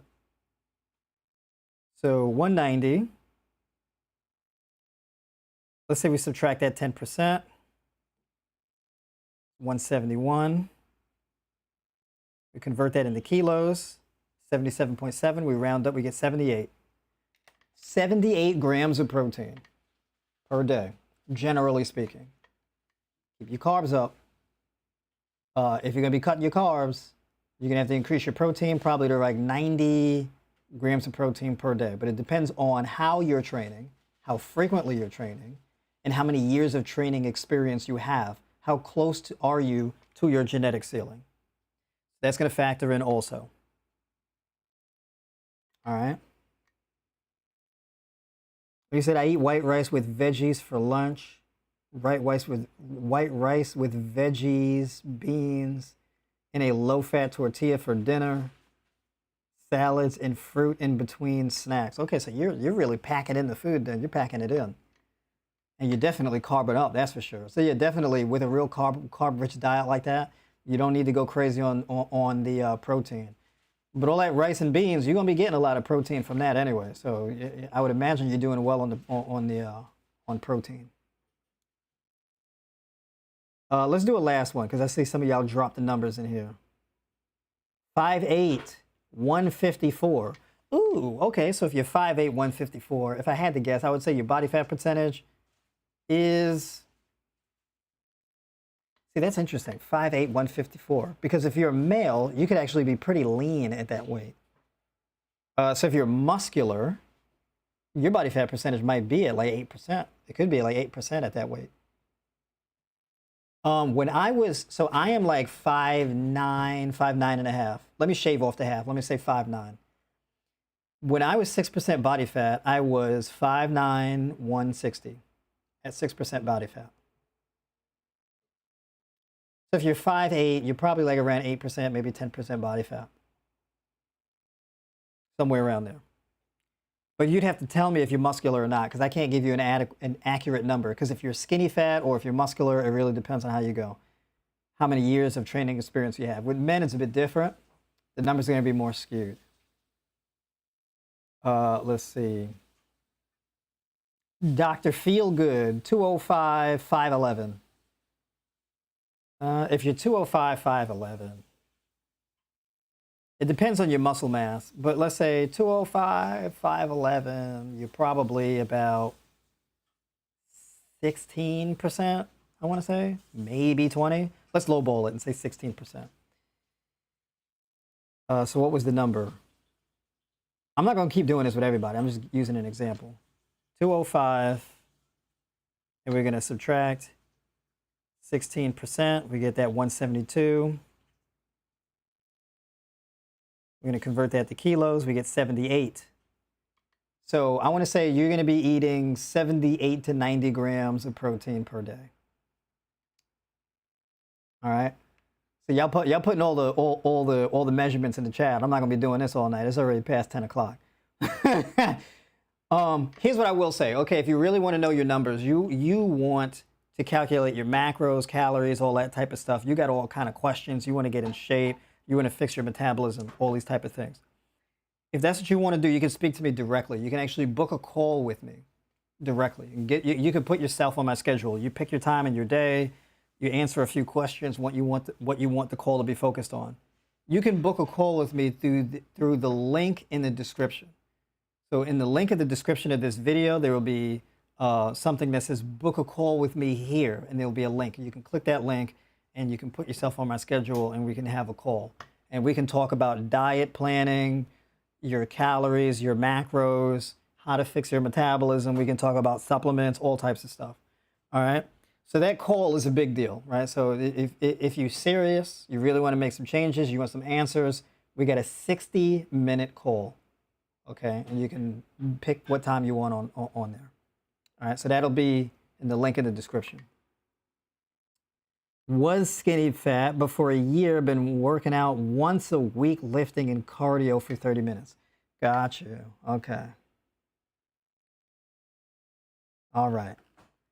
So anyways, we've been on here, folks, for a burning hot minute. We got a lot in here today to talk about. Folks, if you haven't liked the stream, hit the button to like the stream. All right. Look at that. We put in like a good solid 2 hours on here, getting to the nitty gritty. We're all about substance, right? When I come on the stream, I got something very important to say, right? So we got a lot to get through. And we ain't even scratching the surface of nutrition. That's the thing. If you think this is a lot of information, there's a lot more than this. All right. But yeah, having said that, hit the link in the description. You can book a call. You can join my newsletter where I send out notifications to these live streams to my newsletter. So if you want to get those notifications, and I'm going to start sending more emails out with useful tips and things in my email list as well. So you can sign up to the newsletter. You get notifications to when I put out new videos over here on the YouTube channel. Put in some diet tips, things like that, when I'm going live, etc.